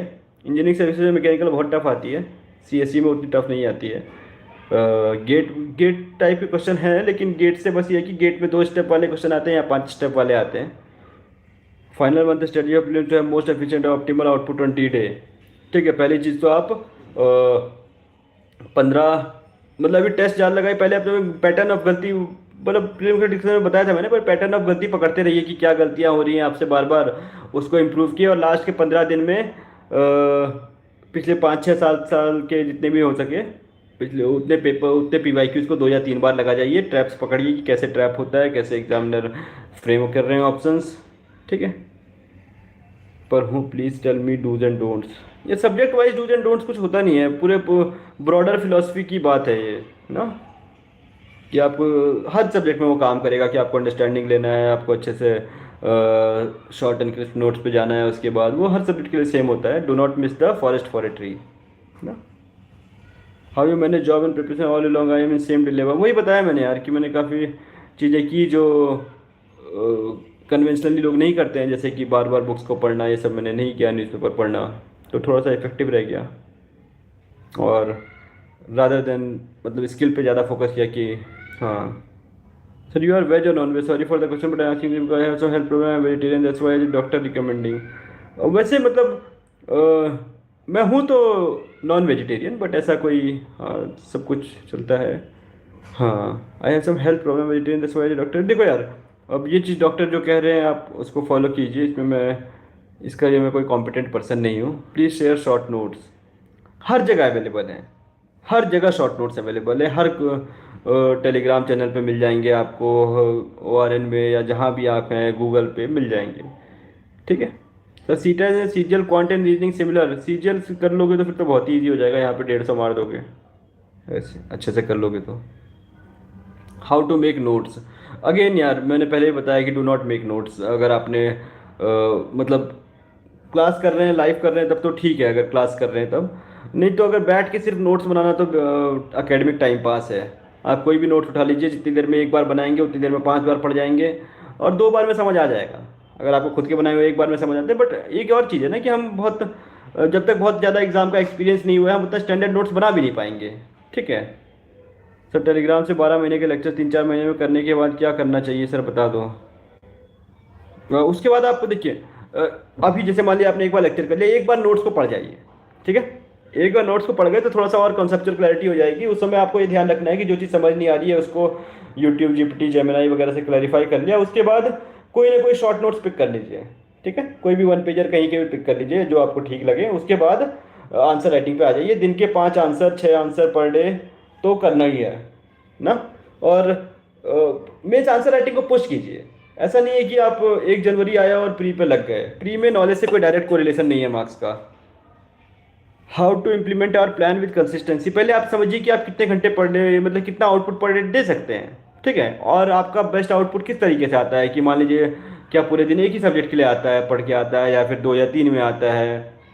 ठीक है, तो उस टाइप से आप रियलिस्टिक प्लान कर पाएंगे। ठीक है, तो रियलिस्टिक प्लानिंग कीजिए कि ठीक है मैं दिन में 50 पेज पॉलिटी पढ़ सकता हूँ और एक एक घंटे आंसर मतलब क्या कहते हैं 5 क्वेश्चन के आंसर राइटिंग कर लेता हूँ। तो ये प्लान जब आपको अपनी पोटेंशियल पता चल जाएगा तो उसके बाद रोज रात को अगले दिन का प्लान लिखिए, संडे को या सैटरडे को या हफ्ते में एक बार अगले हफ्ते का प्लान बना लीजिए। उसके बाद पर डे के हिसाब से आप प्लान को ब्रेक डाउन करते रहिए एंड प्लान को फिर इम्प्लीमेंट हो जाएगा ना। अगर आप अनरियलिस्टिक प्लानिंग करने लगेंगे फिर तो आपको अपने प्लान से फ़र्क नहीं पड़ेगा, तो आप बनाना ही बंद कर देंगे ना प्लान को। ठीक है, you have to make sure कि आपका प्लान रियलिस्टिक हो एंड उसको फिर इम्प्लीमेंट करना है। और जब ना इम्प्लीमेंट हो थोड़ा फ़र्क पड़ना चाहिए। अगर आपको अपना ही बनाया हुआ प्लान अपने पोटेंशियल को जानने के बाद इम्प्लीमेंट नहीं हो रहा है तो थोड़ा बुरा लगना चाहिए। अगर नहीं बुरा लगता है तो दिक्कत है, मतलब कि ठीक है you do not care that much ना। How to revise and start answer writing, ये क्वेश्चन देखो बता दिया ना मैंने यार कि पहले आपने समझ लिया, उसके बाद वन मल्टीपल मतलब 1 पेजर्स को 1 या 2 बार पढ़ लिया, उसके बाद 5 क्वेश्चन लिखिए। और शुरू में ट्राई कीजिए कि कंटेंट पे भी ज़्यादा टेंशन ना ली जाए, टाइम की तो बिल्कुल ही ना ली जाए। स्ट्रक्चरिंग प्रेजेंटेशन बेटर किया जाए, वरना आप मीडियोक्रिटी ट्रैप में फंस सकते हैं, जहाँ पे आप 600 से 750 नंबर बार बार ले आएंगे मेंस में, 5 अटेम्प्ट में 5 मेंस लिखे और कभी 750 क्रॉस नहीं हो रहे। ऐसे काफ़ी लोग मिलते हैं मुझसे बात किए हैं। तो you have to avoid that risk. तो इनिशियली आप टाइम का टेंशन मत लीजिए, कुछ हद तक कंटेंट का भी टेंशन मत लीजिए, क्योंकि आपका पेपर बहुत बाद में है। सी सेट का भी बताया मैंने यार, ये रिकॉर्डेड आएगा, देख लेना। Anything topper that topper not tell. मैंने यार ज़्यादा टॉपर स्टॉक देखे नहीं है, मैंने अपने सारी ऑनेस्टी से, सारी ड्यू डिलीजेंस एफर्ट से मैंने अपनी चीज़ें बताई हैं, तो ये आपको, हाँ, सी सेट के बारे में बता दिया है अंजलि। पॉलिटी जतिन सर मैं जानता नहीं हूँ, जतिन सर कौन है यार, इसलिए मैं उस पर, हाँ। Why most candidate fail in prelims? पहला तो बहुत ऑब्वियस रीज़न है कि ज़्यादा लोग भरने वाले हैं, कम लोग निकलने वाले हैं, तो वो तो होगा ही। पर मोस्ट इंपॉर्टेंट थिंग मुझे जो लगता है कि लोग पहला चीज़ तो अटेम्प्ट कम लेते हैं, दूसरा चीज़ क्या कह रहे हैं कि वही सोचते हैं कि पढ़ाई से ही होगा, तो फिर आप गेस वर्क पे या अपने एप्टीट्यूड बिल्डिंग पे कम काम करते हैं। तो वही फिर आप अगले साल मान लीजिए जो फेल हो गया, फिर सोचता है अब मैं कौन सी बुक छूट गई, अब मैं और न्यूज़पेपर पढ़ता हूँ। तो आप when you do more of the same you will get more of the same ना।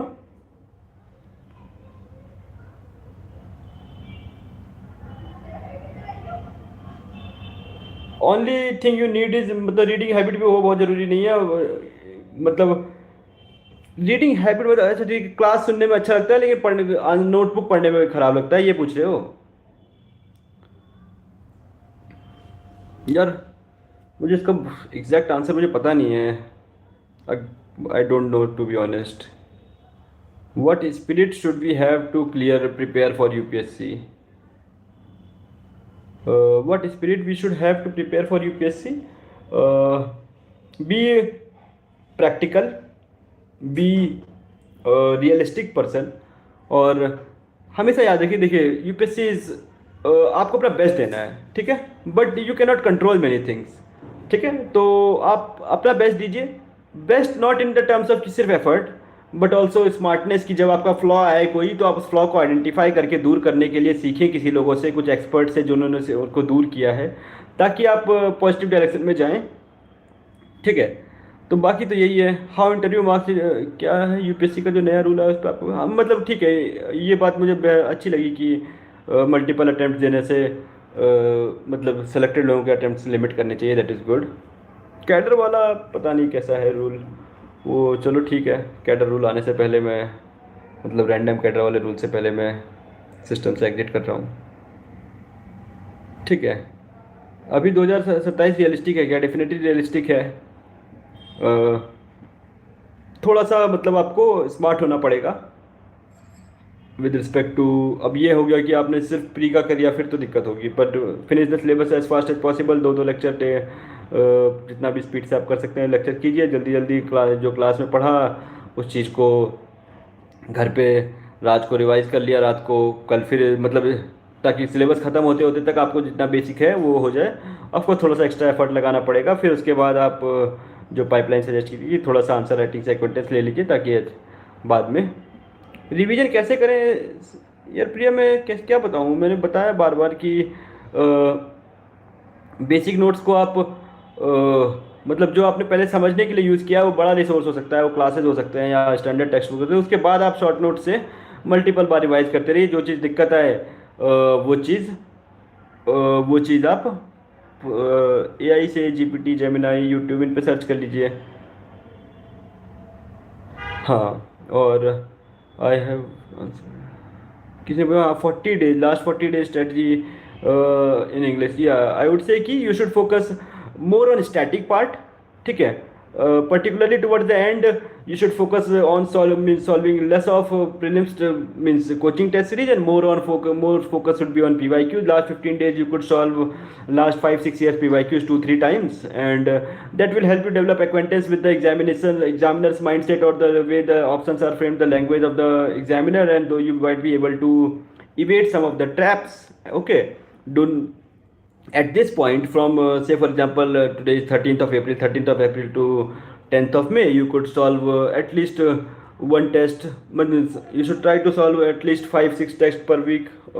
Two of them who could be CSAT if if CSAT is an issue for you. Otherwise, you could go with 5 GS tests, so something, so that you are able to find your flaws at the earliest, na?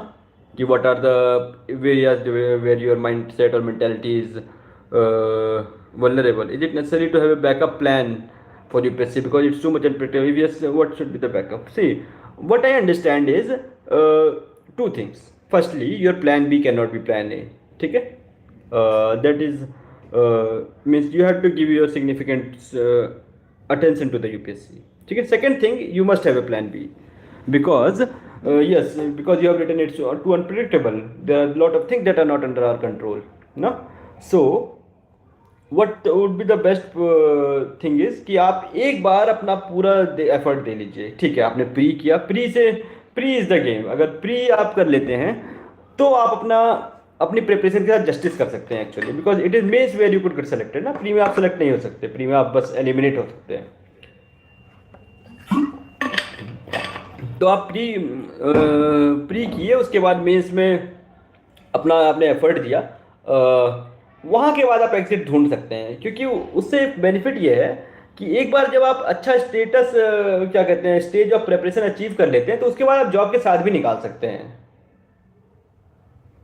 ठीक है sir, talk about toppers mindset since you have cleared multiple exams.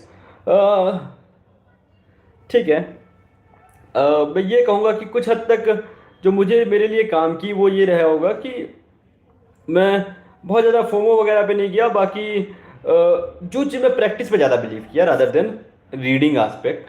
ठीक है, and having at least in UPSC having one front as very strong is very important. For me optional was always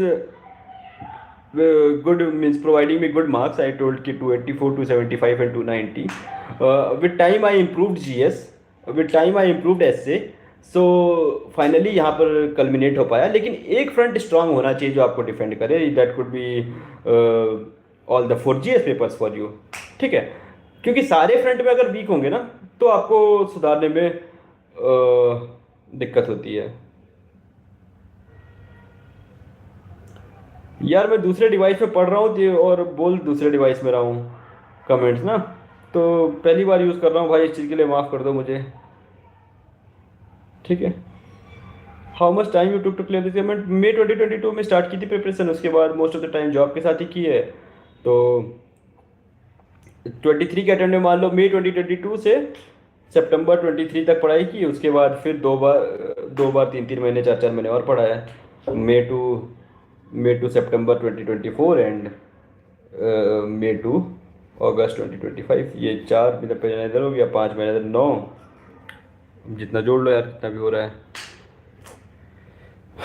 foundation class start करनी चाहिए ना attempt 2027. Yes कर सकते हैं, पर कोशिश कीजिए कि थोड़ा पुराना बैच ले लो ताकि जल्दी ख़त्म हो जाए. Sir, is it necessary to be highly fluent in English for UPSC? I do not think so. कहीं पर ऐसा आपको डिसएडवांटेज नहीं होगा. ठीक है, आंसर राइटिंग में हम वैसे भी ग्रामर को तो साइड में रख के लिखते हैं ना, एरो लगा करके, ताकि वर्ड्स कट किए जाएं ना, तो उसमें इशू नहीं होगा. एस्से को आप पॉलिश कर सकते हैं थोड़ा सा. आप वहाँ पर थोड़ा सा आप ना एआई से फ्रेजेस सीख सकते हैं, एग्जाम्पल सीख सकते हैं, तो वहाँ पर भी डिसएडवांटेज को कर्व कर लेंगे. ऑप्शनल में पता नहीं, मेरे वाले में तो कोई इंग्लिश का रोल नहीं था और इंटरव्यू में भी नहीं होता है. You can choose Hindi as a medium. ठीक है, इनफैक्ट ऐसे के पेपर में भी आप अगर हिंदी की शायरियाँ लिख देंगे तो भी इट इज़ रिवॉर्डेड. ठीक है, anything that is novel. Is 1 year enough for preparation if I start now? You will need to hit a lot of right areas. I would not say कि it is very very tough, but it will be tougher than what other most other peoples do. Because मैंने बोला ऐसा कि ये knowledge का test नहीं है. ठीक है, बट एक बेसिक स्टैटिक अंडरस्टैंडिंग या बेसिक नॉलेज का टेस्ट है. तो अगर आप उसको मास्टर कर पा रहे हैं, आप बाकी लोगों से 1-1.5 घंटा per day extra effectively output दे पा रहे हैं, then you will have that chance. ठीक है, बट अगर आप बहुत अच्छे से करते हैं तो आप मीन्स क्या कहते हैं, श्योरली 27 नहीं तो 28 मीन्स वो एक समय की बात रहेगी. It will not be a question of if, it will only be a question of when. ठीक है, so you have my best wishes. हाँ, बुक लिस्ट फॉर इकोनॉमिक्स यार, मैंने तो यार हर चीज़ में सेम ही रिफ़र किया है। पहले क्लास नोट्स बनाए और उसके बाद ये इस क्वेश्चन के लिए मैं कॉम्पिटेंट हूँ नहीं। ये वाले बहुत सारे, इस वाले जेनर पे बहुत सारे जगह पे रिसोर्सेज मिल जाते हैं। ठीक है, ये क्वेश्चन मैं कॉम्पिटेंट नहीं हूँ भाई। लेट अस फिनिश नाउ, 1.5 घंटा हो गया है, या और है क्वेश्चन तो आप लोग पूछ लीजिए। ठीक है, let us try to finish by 9:15 at the final. ठीक है,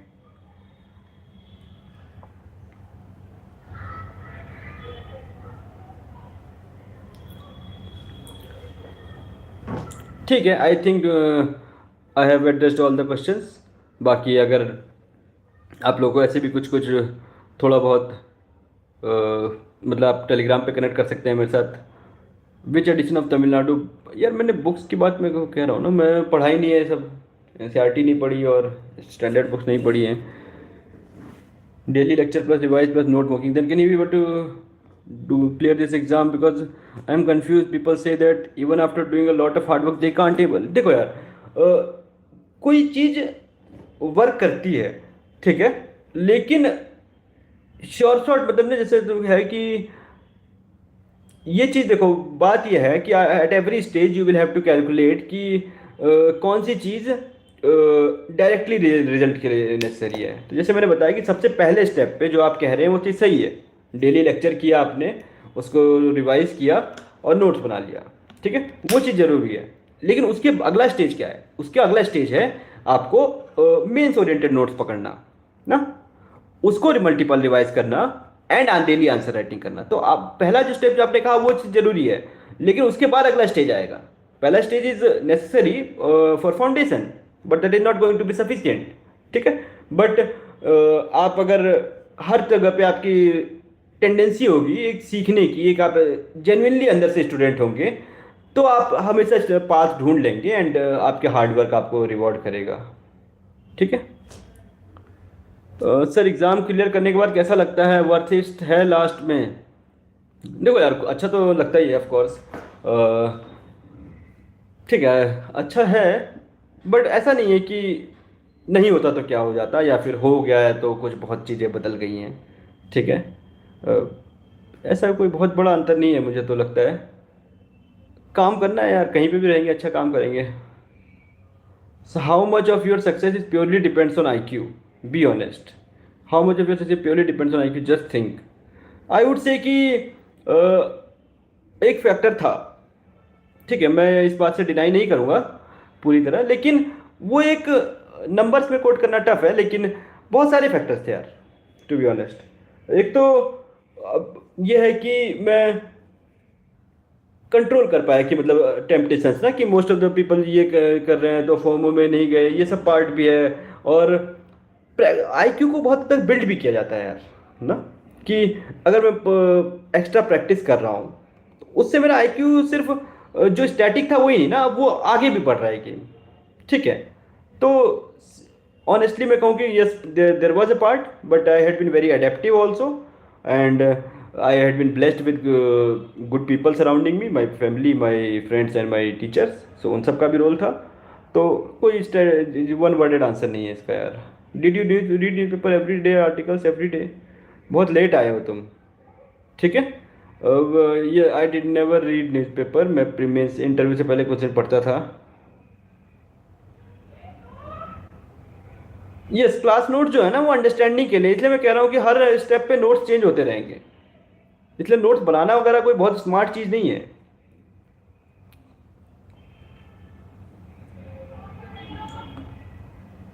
यार तुम्हें देखो, तुम मैं बताऊँ एक चीज़ कैसे फोमो से बच सकते हैं। एक सुबह उठ कर टेस्ट दे लिया करो, ठीक है, या आंसर राइटिंग कर लिया करो, फिर देखो क्या कंस्ट्रेनिंग फैक्टर था। ठीक है, एक और तुम्हें कितना, तुम्हें जो जो चीज़ चाहिए वो डिफाइन कर लो ना, कि ठीक है मुझे आंसर लिखना है तो 100 पेज के नोट से हो जाएगा, वहाँ पे एक बार स्टिक कर जाओ। और एक बार ये देखो कि ठीक है पहले मैं इसको अच्छे से कंज्यूम कर लेता हूँ या कर लेती हूँ, उसके बाद देखते हैं आगे क्या होता है। उसके बाद प्रैक्टिस करेंगे, अगर नंबर बढ़ रहे हैं, वीकनेस है, तो अब क्या आपको बिलीव करना पड़ेगा, क्या कहते हैं, कि अब नॉलेज का कोई बैरियर गेट कीपिंग रहा नहीं है। ठीक है, आई वुड सजेस्ट कि आप लोग एआई जैसे टूल्स को यूज़ करें। आपका ऑप्शनल क्या था? मेरा ऑप्शनल मैकेनिकल था भाई। ठीक है, अब फिनिश करते हैं, 9:15 हो रहा है। बाकी अपन कभी और किसी और कर लेंगे, अगर मतलब आप इनके थ्रू भी। और P I Qs from 2013 plus test series enough for, yes for main it is enough. ठीक है, अपने नोट्स बनाना जरूरी है, टीचर के नोट्स भी काफ़ी हैं सर, प्लीज चल यार। पूरे टाइम से मैं यही बता रहा हूँ कि नोट्स बना लो। अगर क्लास में बैठे हो, क्लास में सुन रहे हो, लेक्चर सुन रहे हो तो बना लो। ठीक है, नहीं इसके अलावा नोट्स मत बनाने जाओ, क्योंकि क्लास सुन रहे हो तो थोड़ा अच्छा ग्रैस्प होगा, उस काम में है नोट्स का रोल। लेकिन वैसे कोई ईमेल, अच्छा, I am suffering from anxiety, please give some suggestions, focus on क्या कहते हैं, टेंजिबल थिंग्स। भाई मैं को यार, of course I am again not very competent person to handle this question, but आप अपने टेंजिबल चीज़ों पे कंट्रोल द कंट्रोलेबल था। आप परसों क्या होगा उसको नहीं कंट्रोल कर सकते हैं, आप आज के दिन, मतलब आप 24 मई को क्या होगा आप नहीं कंट्रोल कर सकते हैं, लेकिन आप स्मार्टली ये सोच सकते हैं कि क्या कहते हैं, मैं बता देता हूँ, टेलीग्राम आईडी बता दूंगा अभी, कि आज के दिन आज का क्या काम है। आप आज के दिन एग्ज़ाम नहीं निकाल सकते, क्योंकि आज एग्ज़ाम ही नहीं है। आप आज के दिन क्या कहते हैं, आज का काम अच्छे से कीजिए। बस पहले ये समझ लीजिए कि ये काम एग्ज़ाम की डायरेक्शन में ओरिएंटेड है। ठीक है, ठीक है ना? तो नित्य, मतलब आप प्रतिदिन अपना काम करते रहेंगे तो आपके चांस बेहतर रहेंगे। बस सबसे पहले आप समझ लें कि ये काम सही में एग्ज़ाम के लिए इंपॉर्टेंट है।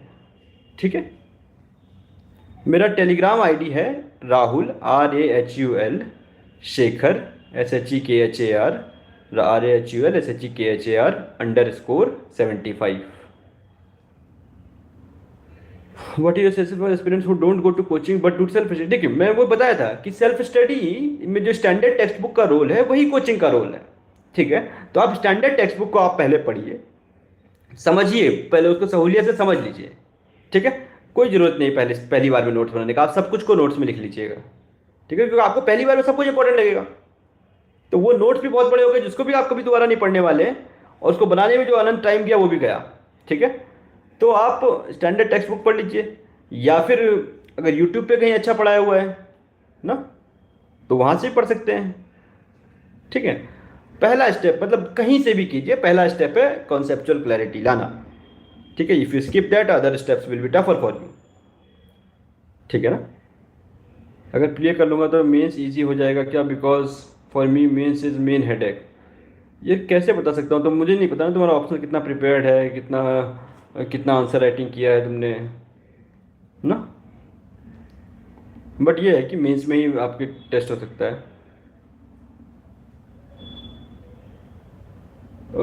वो भैया देखो, मैंने बता दिया है कि आप कहीं से भी कीजिए, main goal should be to finish the foundational learning part very quickly and come on to the core aspect of the preparation, that is multiple revision and test series.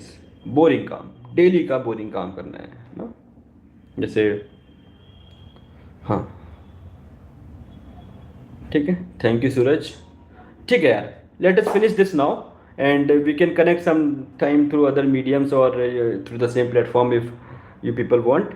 और फिलहाल के लिए चलते हैं, आप लोग भी डिनर वगैरह कीजिए, बाकी अगर जैसा भी हो, I hope it was good, it will be helpful for you. Last question अकजा का जो भी है, हाँ सर, नोट्स हमें पहले से ही प्रोवाइड होते हैं क्लासेस से पहले, तो क्या वो हम लेकर पढ़ने के लिए बैठे और लक्ष्मीकांत को पढ़कर उन दोनों का इंटीग्रेटेड नोट बना लें? बताइए सर जी। देखो, देखो यार, तुम जहाँ से भी पढ़ रहे हो, ठीक है, you should believe in the free market economics. ठीक है, फ्री मार्केट इकोनॉमिक्स बोले तो कि if a system is working, मान लीजिए कहीं पे भी आप किसी भी इंस्टीट्यूट में इनरोल्ड है, ठीक है, क्या उन लोगों ने लक्ष्मीकांत को रिफर नहीं किया होगा क्या? ना, मतलब तो बहुत बेसिक सी चीज़ है ना कि उन्होंने भी लक्ष्मीकांत को रिफर किया होगा। तो वहीं पर इंटीग्रेशन नोट्स क्यों अलग से तीसरा नोट्स बनाना है? अगर उसी पेज में यार थोड़ा सा छोड़ दो जगह, उस या वन साइडेड प्रिंट ले लो, कुछ हो तो ऐड कर देना। ठीक है ना, टाइम की वैल्यू सबसे ज़्यादा है। ठीक है, तो एकेडमिक टाइम पास में टाइम वेस्ट मत कीजिए। ठीक है, वहीं पे ऐड ऑन करते जाओ अगर कुछ छूट भी गया है तो। ठीक है, बट यू शुड बिलीव कि कोई बिलियन डॉलर वैल्यूएशन की कंपनियां हैं तो वो इतना तो मतलब कहेंगे ही ना। 110 इन इंटरव्यू एक 2025, मुझे मैंने बताया था पहले यार, मुझे इंटरव्यू का स्टेज ज़्यादा समझ नहीं आया कि क्या जज हो रहा है। बेसिक चीज़ें यूपीएससी ने सिलेबस में दी है। सर आपने फाउंडेशन लिया था, कैसे करते थे, उनके काफ़ी नोट्स लिया था आपका, क्या करते थे, पहले सीजीएल करूँ या फिर यूपीएससी? भाई देख लो यार, ये बहुत इम्पोर्टेंट क्वेश्चन है कि धीरे धीरे ऊपर चढ़ना चाहते हो या पहले एक बार ऊपर ट्राई करना चाहते हो और फिर धीरे धीरे नीचे आना चाहते हो। ये तुम्हारी थॉट प्रोसेस की बात है। सर फोमो से कैसे बचे मल्टीपल से, ये बता दिया हूँ तुम्हारे कुणाल में थोड़ी देर पहले। ठीक है, चलो यार, let us finish this now. It was very fun interacting with you people and hope we meet. What's your, पहले यूपीएससी सही रहेगा ना? मैं बता दिया हूँ, देखो तुम्हारी मर्जी है कि पहले सीजल करें या यूपीएससी। दोनों के अपने फ्लॉज हैं, दोनों के अपने हैं।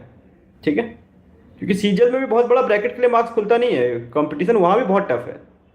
25 लाख लोग बैठते हैं जिनमें से ग्रुप बी की सीटें अगर आप देखेंगे तो वही 4-5 हज़ार होंगी ना। 5 नंबर के लिए वो विंडो खुलता है, 335 पे खुलेगा, 325 पे कुछ नहीं मिलेगा। तो वो भी टफ एग्जाम है in terms of competition, in terms of syllabus complexity कम है। ठीक है, how many mock test you write before prelims and mains? मैंने पहले अटेम्प्ट में कोशिश किया था 50 लिखो प्री से पहले, 50 लिखो मेंस से पहले।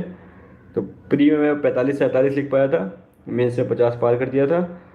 दूसरे बार फिर थोड़ा लगा कि ज़रूरत कम है तो 30-35 लिखे थे। तीसरी बार और कम है तो मैंने सिर्फ 5 PYQ करके गया था, 5-7। ठीक है, और मेंस में तीनों बार 50-50 लिखे। 2025 वाले फ़ोन एडिक्शन कैसे छोड़े? अच्छा कोई क्वेश्चन है यार, मैं क्या बताऊँ इसका आंसर। राइटिंग कब से स्टार्ट करें भैया? As soon as possible, finish the syllabus first and हाँ, move on to answer writing. ठीक है, how to deal with self doubt? देखो, सेल्फ डाउट को दूर करने का सबसे अच्छा तरीका है प्रोग्रेस फील करना। ठीक है, कुछ चीज़ें आपने यहाँ से सीखी, कुछ चीज़ें कहीं और से सीखेंगे, उन नॉलेज को इंटीग्रेट कीजिए और एक पाथ पे स्टिक कीजिए। ठीक है, एक पाथ पे आप 15 दिन, 1 महीना, 2 महीना स्टिक कीजिए, देखिए प्रोग्रेस हो रहा है कि नहीं। अगर प्रोग्रेस होगा तो वो एक वर्चुअस साइकिल बन जाएगा, और आप स्टेगनेशन फील करेंगे तो एक विशियस साइकिल में, लूप में नीचे आ जाएंगे। ठीक है, चलो let us finish this now, it was very fun.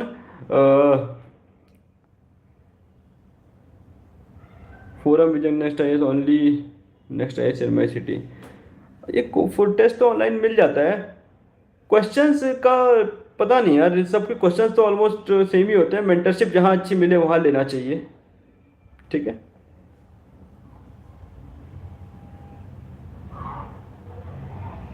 ठीक है, let us and this session now. Okay, have a good night, thank you friends.